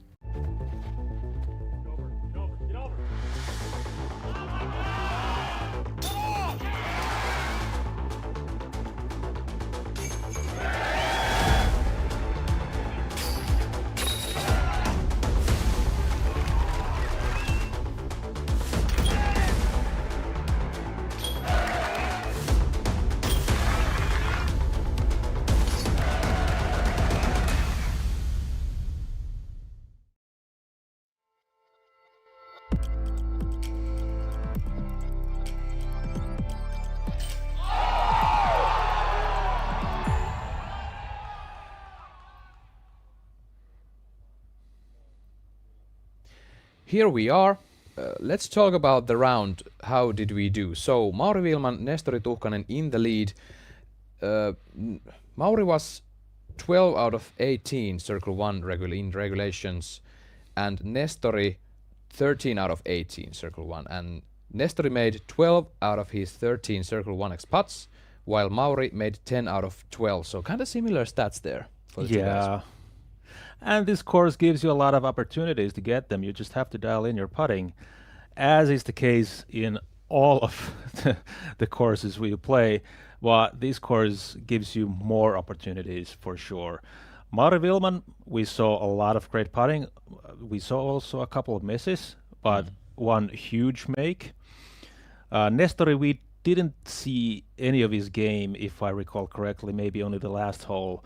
But I played with him, and I know that he is a powerhouse. He has a lot of distance, and distance is really the key on this course. That is true. They both had about 350 feet total putting distance on this round, so about 120 meters just below that. That's a nice solid score for the putting. So Mauri took 3 of the 4 C2 putts, and Nestori took down 2 out of his 3 C2 putts. And that is the 8 to 12 meter distance. It really counts here. Yeah, very solid showing all in all.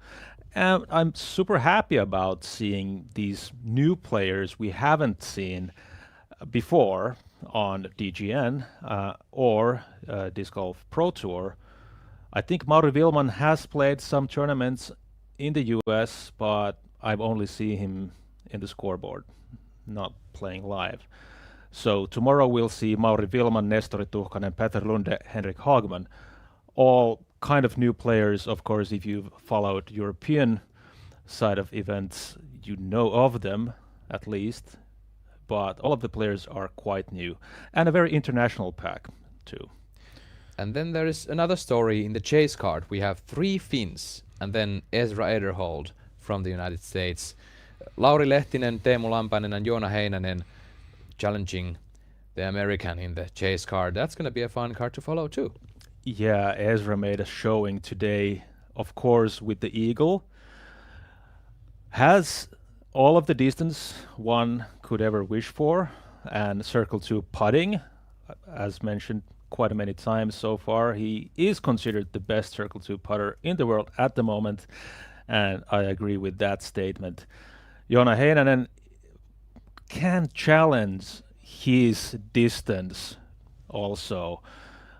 So there are two very powerful players with a lot of distance. Teemu Lampainen, I haven't seen him play that much, but obviously a very talented player. Lauri Lehtinen, super cool dude. Making a comeback to tour, has some great results, won the first Finnish tour event just a couple of weeks ago, or was it last week? Great putter, enough distance, great all-around player, and when he has his mentality cut together, he's unbeatable. Lalle has one of the most beautiful forms I've ever seen on a player. Super effortless. I mean, if you are at that level, you are probably throwing with a very smooth form and with an efficient form. Tomorrow we are going to see a lot of powerful players who are especially good at putting. This course is just rewarding if you have the distance, but most of all, if you have the sidearm distance. And that particular thing doesn't quite fit in the third card to all players. We have Linus Karlsson from Sweden, Roland Göur, Onni Ruusunen. Those are the young guns. And then we have Mika Laikko from the MP40 division rounding out. Yeah, Mika Laikko is definitely the odd man out.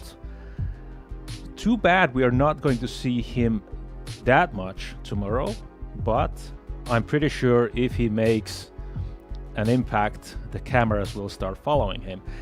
He is a lot older than the young guns, but also he has a very peculiar form. Yeah. He looks like the guy from 30 years ago. I mean, I started 25 years ago, and there were some players who had this awkward run-up, step, and throw, which just looks like, okay, let me try one of your discs. But Mika Laikko makes it work. Also a great putter, is winning most of his tournaments in Finland. He is. And all around, an odd man out. I would love to see more of the players of his kind, because disc golf needs variety. That is true. I believe we don't have so much variety when we are talking about the shot of the day. We have a couple of contestants. I might still take Mauri's shot on hole number 4, the forehand to the green. But then there is Niklas Anttila's shot on hole number 6, I believe. Was there something else that I'm missing? I would say Ezra second shot on 16. Oh, that was beautiful too. Shall we see what's the ODP shot of today? Yeah, let's go see. Let's go see what the studio has picked up for us. Drum rolls. Oh, this is the putt for Ezra Aderhold on hole number 9. This was beautiful, hanging it out wide. 18 meters downhill with the OB behind the basket. Beautiful run from Ezra. It kind of summarizes what Ezra is all about. It's all about long putts. I mean, he's not all about long putts, but come on. If you can make those, and if you can give yourself an opportunity every time you're inside circle 2, you're gonna score well. Wise words from Jaani Länsiö, the spin doctor himself, in the booth with me, Esa-Pekka Tupala, for this Konopište Open 2025. And here are the broadcast times. So local time in Czech, the Central European time, 9:30 a.m. starts the FPO and 3 p.m. for the MPO tomorrow on the moving day. Calling the States times, 3:30 a.m. for the US Eastern for the hardcore fans, and for the MPO it's 9 a.m. US Eastern.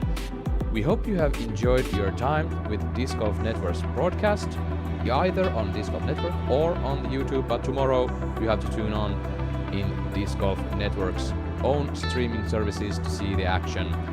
Thank you once again for joining us. Thank you, Jaani. Thank you, Epe. And we'll see you tomorrow. Goodbye for now.